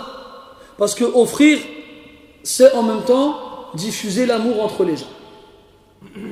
Dans ce hadith-là, on met les gens en garde contre l'avarice, le fait de ne pas donner. C'est malheureusement ce qui est devenu courant aujourd'hui. Même quand on fait une sadaqa, احنا المغاربه نقولوا نديروا صدقه. واش لقيت شي فقير تما ما كاين حتى واحد اللي فقير تما. غير صحابك وصافي. Même quand on appelle ça une sadaqa, on n'invite que les amis. Parce qu'il y a un pauvre là-dedans, Allahu a'lam.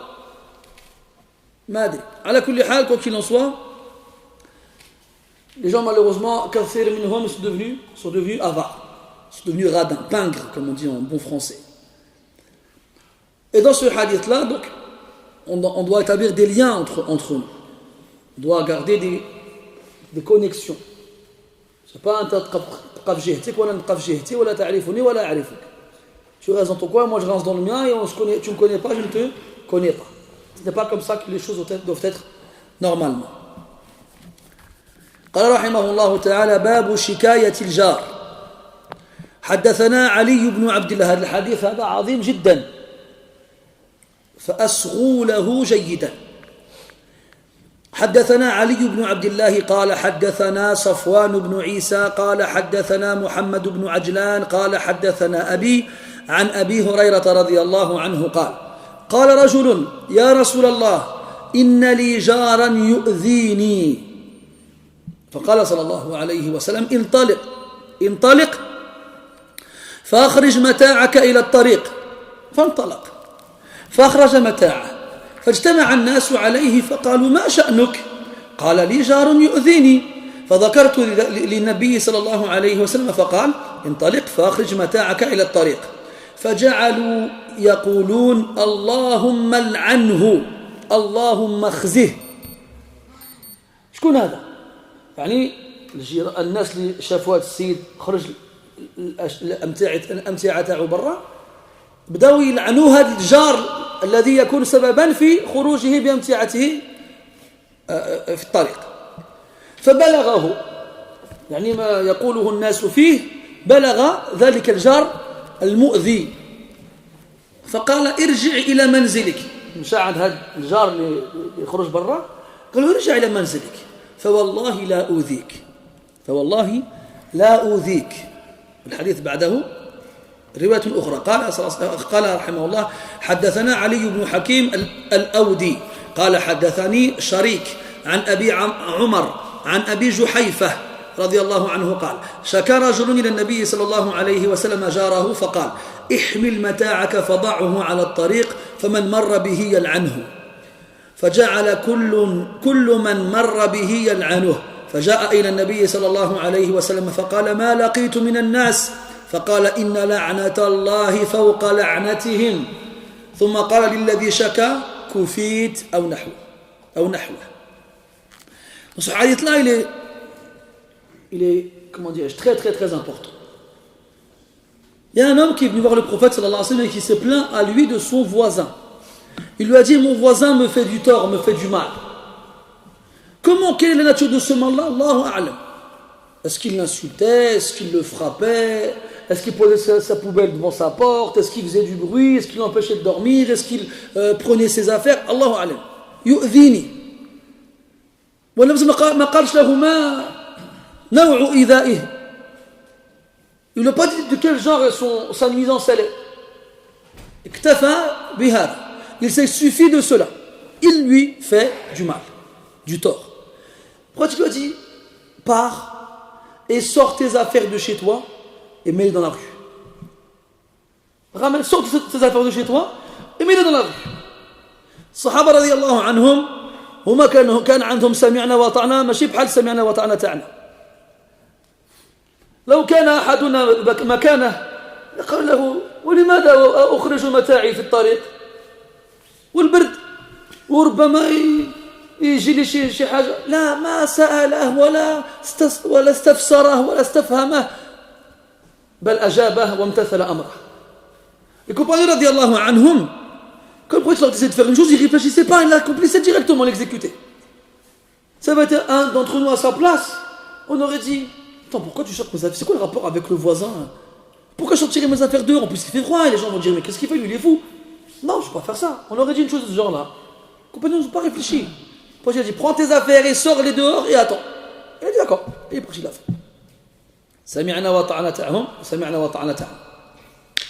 Non, mais il est parti, il a pris les affaires de chez lui, il les a sortis dans la rue. Alors les gens, ils ne comprennent pas. Ils l'entourent, ils disent mais qu'est-ce que tu fais? Pourquoi tu sors tes affaires? Alors l'homme il répond tout simplement j'ai un voisin qui me fait du mal, j'ai été voir le prophète, mais c'est lui qui m'a dit de faire ça. Alors les gens se sont mis à dire oh Allah, maudis-le, oh Allah, avilis-le. مسألة لعن المعين عفوا مما اختلف العلماء فيه على 3 أقوال.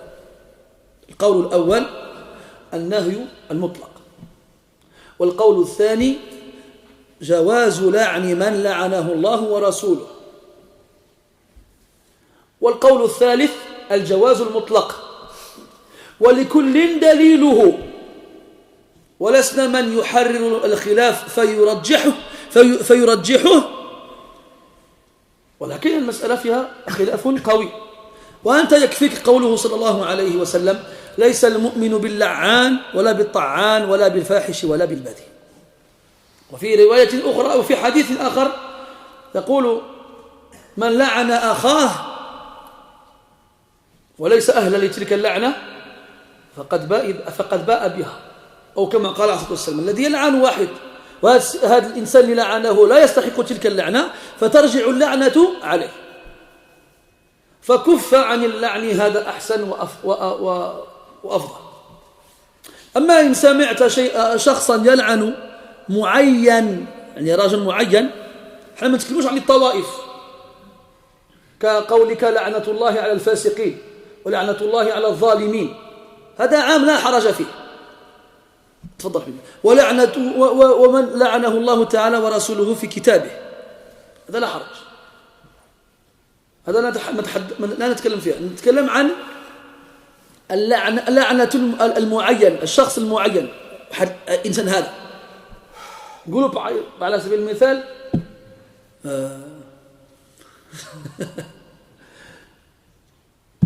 المهم مالك من الملوك في قديم الزمان، هل يجوزنا أن نقول لعن الله ذلك المالك بالضبط ولا ما عندش الحق؟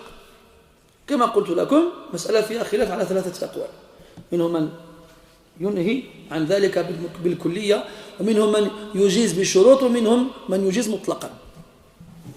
على كل حال. Donc ici, ils se sont mis à le maudire, à demander à Allah de le maudire. Oh Allah, maudis-le, lui là, lui. C'est-à-dire c'est un individu précis et particulier qui va être maudit. Et cette question elle est sujet à divergence chez les savants. Est-ce qu'on a le droit de maudire un individu en particulier? On ne parle pas d'un groupe propre lié par une caractéristique, comme le fait de demander la malédiction d'Allah Ta'ala sur les injustes ou sur les pervers, mais on parle d'un individu en particulier. Monsieur Jean Léon. Qu'Allah maudisse Jean Léon, par exemple. Est-ce qu'on a le droit? Le savant diverge à ce sujet sur 3 avis. Certains qui l'interdisent de façon absolue, certains qui l'autorisent avec certaines conditions, et certains qui l'autorisent de façon absolue. Et chaque groupe des savants ont leurs preuves, leurs arguments, et on n'est pas là pour dire qui a raison, qui a tort et qui a la vie le plus juste. Allahu a'lam. Dans tous les cas, toi, garde en tête la parole du prophète sallallahu alayhi wa sallam, que le croyant n'est pas quelqu'un qui maudit beaucoup. Laysa bil-la'an. Et aussi celui qui maudit son frère, et son frère ne le mérite pas, eh ben la malédiction, elle revient sur lui. Wal-la'n huwa at-tardu min rahmatillah. C'est le fait d'être éloigné, banni de la miséricorde d'Allah subhanahu wa ta'ala. Et ce hadith-là, il peut servir de preuve à ceux qui l'autorisent. Allahumma la'anhu, Allahumma khzih. Oh Allah, maudis-le, oh Allah, avilis-le. Al-khizi wal-'iyadhu billah.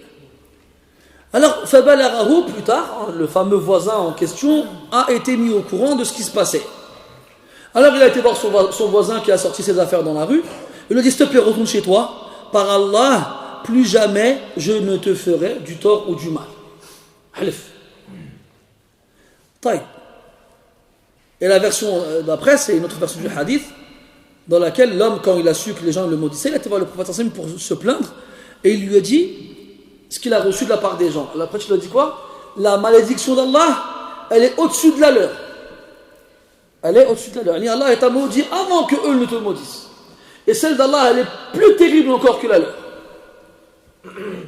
Après, il a dit au voisin qui s'est plaint, c'est bon, tu as été épargné, tu peux rentrer chez toi. Et il est rentré chez lui.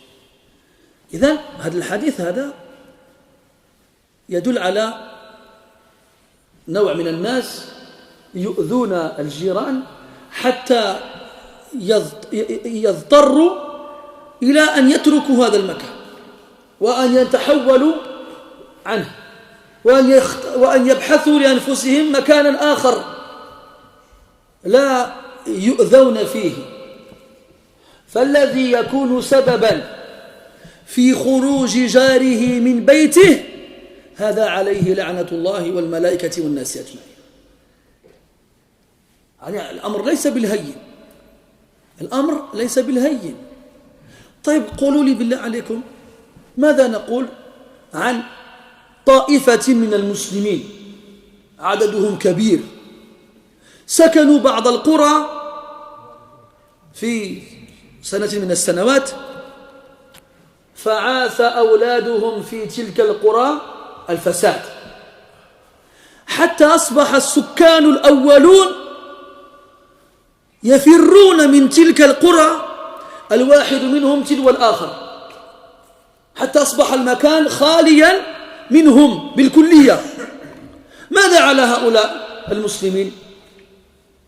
أتظنون أن الأمر مقتصر على المسلمين دون الكافرين؟ لا، قلنا أن ما يتعلق بالجيران العموم فيه مذكور ولا استثناء فيه من جهة ديانة الجار، وهذا تطرقنا له مع حديث عبد الله بن عمرو بن العاص وجاره اليهودي. فالمسألة جد خطيرة.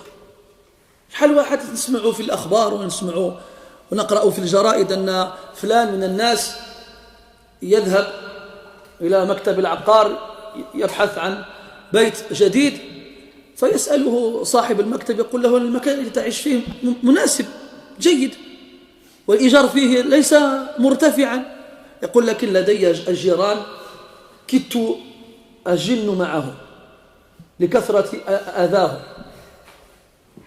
فماذا يقول هؤلاء لله تبارك وتعالى؟ وربما يخرج من بيته يذهب إلى المسجد كل يوم، وربما يحج ويعتمر كل سنة، وربما يذهب إلى بلده الأصلي ويتصدق على الفقراء والأقارب وما أشبه ذلك، وهو لا يشعر وهو ملعون. فماذا نقول للمصلين الذين يصلون في المسجد وبسببهم أصبح جيران المسجد يفرون من السكنى بقرب المسجد؟ يأتي للمسجد ليصلي وهو ملعون ولا يشعر ولا يدري ولا يعلم. كيف نفعل؟ يعني والله لو أخذنا ننظر في أسباب اللعنة نجدها كثيرة جدا، ونجد أن الواحد منا قد لا يسلم من شيء من ذلك فيكون ملعونا وهو لا يشعر من حيث لا يدري.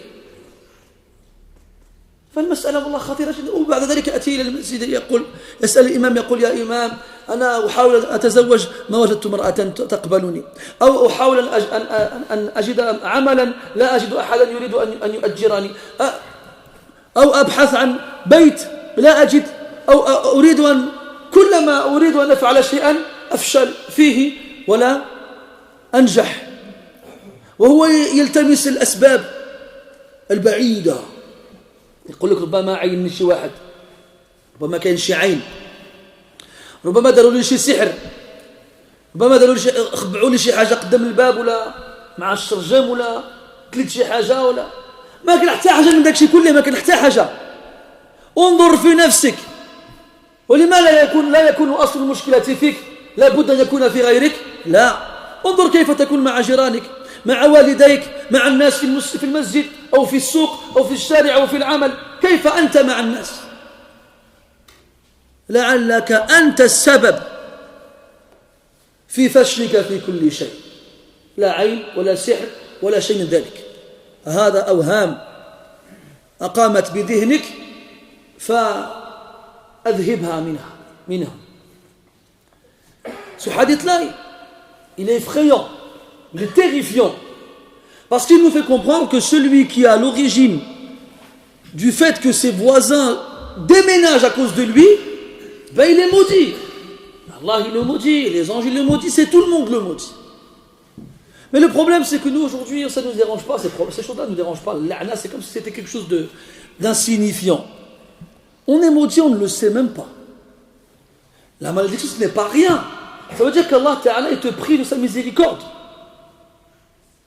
Il te prive de toute réussite. Plein de fois les gens ils viennent à la mosquée, ils viennent voir l'imam, ils lui disent ouais imam, j'essaie de me marier, j'arrive pas à me marier. D'accord. Et je cherche du travail, je trouve pas du travail. Ouais, d'accord. Et chaque fois que je vais monter une affaire, ça marche pas. Et mais j'achète une voiture, tout tourne en panne. Et je fais une demande d'appartement et j'arrive pas à avoir un appartement. Et vous, d'accord. Et après, qu'est-ce que tu veux que je te dise moi? Il me dit, je pense que quelqu'un m'a fait un aïe. Ou là, peut-être qu'on m'a fait une sorcellerie, on m'a fait manger quelque chose de bizarre, ou là, peut-être qu'on m'a caché quelque chose chez moi, je sais pas. Ça va montrer comment c'est facile pour nous de chercher les problèmes ailleurs et de ne pas les chercher en soi. Quand on regarde les textes du Coran et de la Sunna, on se rend compte que les causes de la malédiction d'Allah Ta'ala, ils sont nombreux. Et que très peu d'entre nous arrivent à y échapper. À échapper à toutes ces causes-là. Ce qui fait que peut-être qu'il est maudit, il ne le sait même pas. Si tu es maudit, mon frère, comment tu veux réussir dans ta vie? Comment tu veux que ta femme et tes enfants ils te respectent et t'obéissent? Comment tu veux que tes affaires elles réussissent? Comment tu veux trouver du travail? Ou avoir une voiture qui ne tombe pas en panne tous les jours?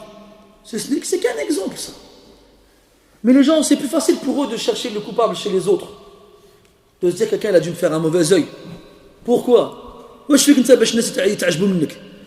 Pourquoi? Qu'est-ce qu'il y a en toi pour que les gens ils aient envie de te faire un mauvais œil? Qu'est-ce qu'il y a toi? T'as les cheveux blonds? T'as même pas de cheveux. T'as des belles dents, t'as même pas de dents. T'es grand et fort, non, t'es petit et gros. Et Allah, علاش الناس يعينوك علاش؟ وعليكم السلام. العين يقولون أنه نظر فيه حسد مشبوه أو فيه تعجب مشبوه بحسد. Ils disent que le mauvais œil, c'est un regard dans lequel se mélange de l'envie et de l'étonnement. Être étonné. Oui, quelqu'un de très beau, la peau très blanche, pas de boutons, pas de poils, rien. Des choses de ce genre-là, il est grand, il est fort, il a des muscles, il a des cheveux lisses. Ah, oh, j'aimerais bien avoir les mêmes cheveux. J'aimerais bien avoir les mêmes muscles. Là, oui, d'accord. Mais toi, t'as rien de ça. Pourquoi les gens, ils t'en veulent? Toi, tu viens, t'arrives, il est là devant toi, ils te regardent, ils se disent, je connais Radia Aïnek. Qui va te faire un mauvais œil, toi? Qui? Personne. À moins de que celui qui est pire que toi. Mais.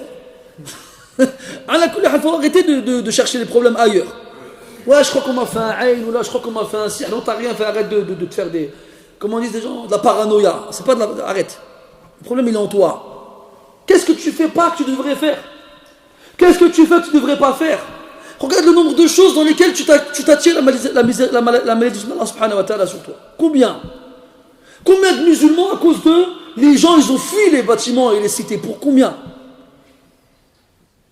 Les 3000 là où on est souvent dans les années 70, quand ils venaient de les finir, c'était un quartier résidentiel. Ça chale comme ça. Presque était de l'or les murs. Il y avait que des Français là-bas. Alors ils ont fait Citroën. Et les Arabes ils sont arrivés. Et là les Arabes ils sont arrivés. Et ils ont habité aux 3000. Et vous connaissez la fin de l'histoire. Les 3000. Cherche les Français, toi, 3000 il n'y en a plus. Sauf les Ma'andouch le Flous. Il n'y a qu'eux qui sont restés il n'y a qu'eux qui sont restés avec nous. Et les autres sont tous partis, les autres. Cherche-les au Tiyal, ou bien cherche-les au Bosquet, ou bien cherche-les dans les cités Ta'nata al-Humaqa. Où on a grandi. Hein. Moi j'ai grandi au 3000. Hein. Bah, je sais pas, Gauloche, je sais pas quoi. Comme ça là. Bien sûr. Tu vas dans ton bâtiment, il y a Hachakoum, du pipi. Il y a même il y a des seringues. À l'époque, on était petits, il y avait, donc les drogués, ils se piquaient avec des seringues. حنا لو كان قدرنا نهربوا اللي هربنا ولكن ما قدرناش بقينا مع خوتنا بالسيف علينا. Sinon on avait pu nous sauver, on serait partis, mais on n'a pas pu. On est obligé de rester là-bas. Alors ma mère elle faisait quoi? Dès que tu ramasses les piqûres, tu touches les piqûres. Hein? Ouais wallah. Quand donc je vois la piqûre du docteur, je la ramasse quand il n'y a pas de docteur. Le moyen de l'urine dans l'ascenseur tous les jours. Dans les murs, c'est écrit tout ce que tu veux, des dessins, des trucs, et des odeurs irrespirables et invraisemblables, extraordinaires.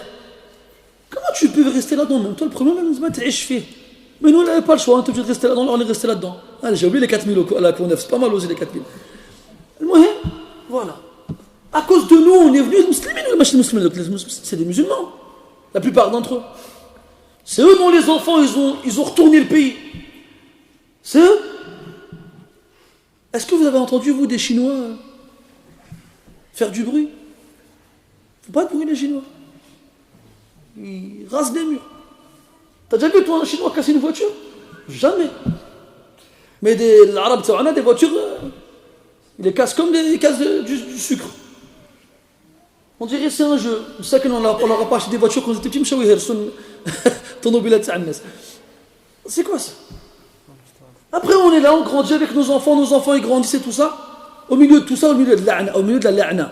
Parce qu'à cause de nous, les gens, ils sont partis de chez eux. Et quand c'est à cause des musulmans à la mosquée que les gens ils déménagent, qu'est-ce qu'on va dire alors? Il n'y a pas une rue, en tout cas dans 93, Yallah, où là on va aller plus loin en Île-de-France. Il n'y a quasiment pas une rue où il y a une mosquée, sans que déjà le prix de l'immobilier il ait chuté.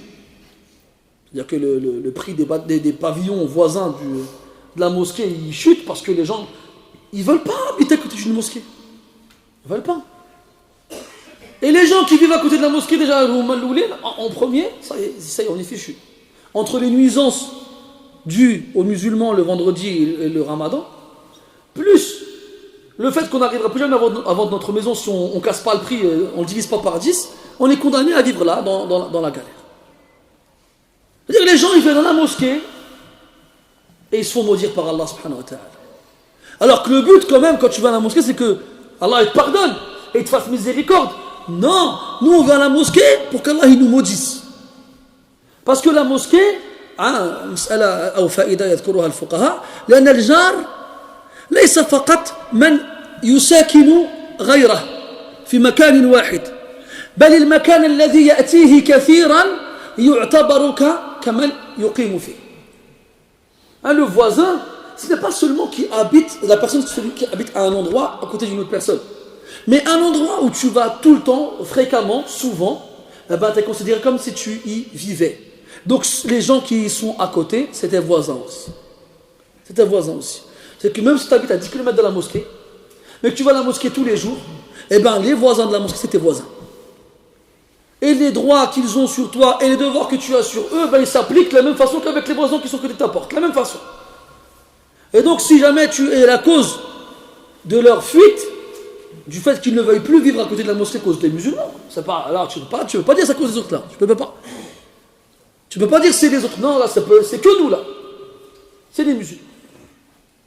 Ceux qui se gardent dans le parking, à l'entrée du parking, je vais faire la prière, c'est vite fait. C'est vite fait. Subhanallah. Et si moi j'ai envie de réciter le Baqara, Allah, ce ne sera pas vite fait. C'est pas toi qui dis si c'est vite fait ou pas. C'est pas toi. Et si pendant la prière tu es pris d'un problème de ventre et tu vas aux toilettes, ça va pas être vite fait.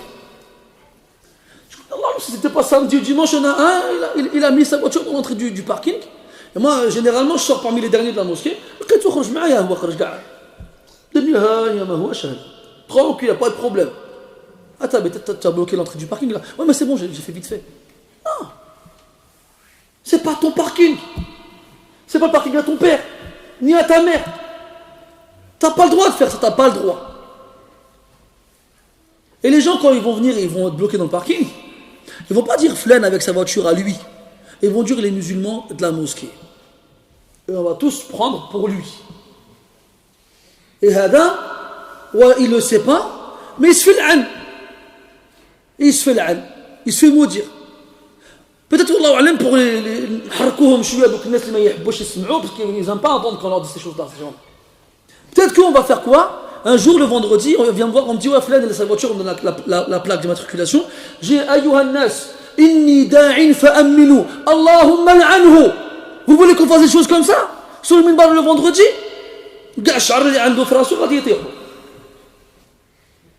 Normalement, si tu es un musulman, si dans ton cœur tu as un peu de foi encore, normalement tu ne peux pas rester indifférent à ces choses-là. Qu'on demande à Allah de te maudire. Et c'est peut-être ça qui va te calmer, et te réveiller, et te pousser à arrêter de faire n'importe quoi. Regardez-lui.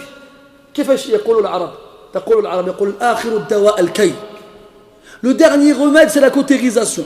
On a donné une pilule, ça n'a pas marché. On a mis de la pommade, ça n'a pas marché. On a donné du sirop, ça n'a pas marché. La bavasion va le brûler, là ça va marcher. Ça va marcher. Donc quand tous les remèdes ils n'ont pas marché, eh ben on va passer au plus radical. Là le prophète il a dit quoi à l'homme? Sors tes affaires dehors. Quand les gens vont te voir, ils vont te dire pourquoi tu as sorti tes affaires dehors? Il a dit parce que mon voisin il me laisse pas vivre tranquillement chez moi. Ah bon, qu'Allah il le maudisse. Donc s'il faut faire comprendre, pour leur faire comprendre il faut les maudire, on va les maudire. Et on a un délit là-dedans. Pour ceux qui nous disent non, là il y a juste. Ah, il y a juste. S'il n'y a que ça pour faire ça, on va le faire à ma chez là. Parce qu'on répète et on répète. Walakin la hayata liman tunazi. Il n'y a personne qui a de vie dans ceux que tu appelles. Wala hawla wala quwwata illa billah. هنا المسألة عظيمة جدا وليست هينة. La question n'est pas à prendre à la légère. Elle est grave et dangereuse. Que ce soit chez toi, dans ta maison, dans ton appartement, si tu vis dans un appartement, fais attention à ne pas faire du tort à ton voisin. Fais attention à ne pas lui faire du mal. Et surtout, ne sois pas la cause du fait qu'il quitte l'endroit où il vit à cause de toi. Surtout. On a vu, la yadkhulu al-jannata man la ya'manu jaruhu bawa'iqah. Wallahi la yu'min. Allahumma al'anhu wa khzih. Oh. أليس في ذلك ردع لمن يرتدع وزجر لمن ينزجر ونهي لمن ينتهي فهل أنتم منتهون. Comme le hadith on a cité. Prophète a dit, il ne croit pas à celui qui fait du tort à son voisin. Il ne rentre pas au paradis celui qui fait du tort à son voisin. Et là Allah il le maudit. وَلَعْنَةُ فَوْقَ لَعْنَتِهِمْ. C'est pas suffisant pour que les gens ils s'arrêtent. C'est pas suffisant pour que les gens ils stoppent. C'est pas suffisant. إن كان في القلب إسلام وإيمان هذا مقياس الإيمان. Dans ces choses-là, on a un moyen de mesurer la foi dans ton cœur. Est-ce que tu as peur de la malédiction d'Allah subhanahu wa ta'ala? Est-ce que tu as peur de ne pas rentrer au paradis à cause de ça? Est-ce que tu as peur que ta foi elle baisse jusqu'à ce que presque tu n'en aies plus? Si normalement tu as peur, alors tu vas faire attention. Mais à l'inverse, هذا اللي يسمع هذه الأحاديث ولا يتغير ولا يتبدل فهذا كبر عليه 4 لوفاته. لوفاة ما ليس وفاته كشخص كإنسان حي وإنما وفاة قلبه وما فيه من الإيمان. Celui-là qui entend ces choses-là, ça ne lui fait rien, ça ne lui fait pas peur, ça ne le pousse pas à changer, eh bien, qu'il sache que son cœur, il est mort. Son cœur, il est mort, et la foi qui s'y trouve. فنسأل الله تبارك وتعالى أن يعمر قلوبنا بالإيمان وأن يجعل إيماننا يدفعنا إلى كل خير وينهانا عن كل شر ونسأله تبارك وتعالى أن يجعلنا من خير الجيران وأن لا يجعلنا نؤذي الجيران ونسأله عز وجل ألا يلعننا وألا يكون في أعمالنا شيء يلعننا بها إنه ولي ذلك والقادر عليه سبحانك اللهم وبحمدك أشهد أن لا إله إلا أنت نستغفرك ونتوب إليك صلى الله على نبينا محمد وعلى آله وأصحابه أجمعين والحمد لله رب العالمين بارك الله فيكم. هناك امرأة تصدقت بصدقة على المسجد تطلب الدعاء فنسأل الله تبارك وتعالى أن يتقبل منها صدقتها وأن يجعلها سبب شفائها وشفاء مرضاها ونسأله تبارك وتعالى أن يرفع قدرها وأن يكتبها في كتابها في عليين وأن يجعلها سبب تزكية نفسها وشرح صدرها إنه ولي ذلك والقادر عليه والحمد لله رب العالمين بارك الله فيك.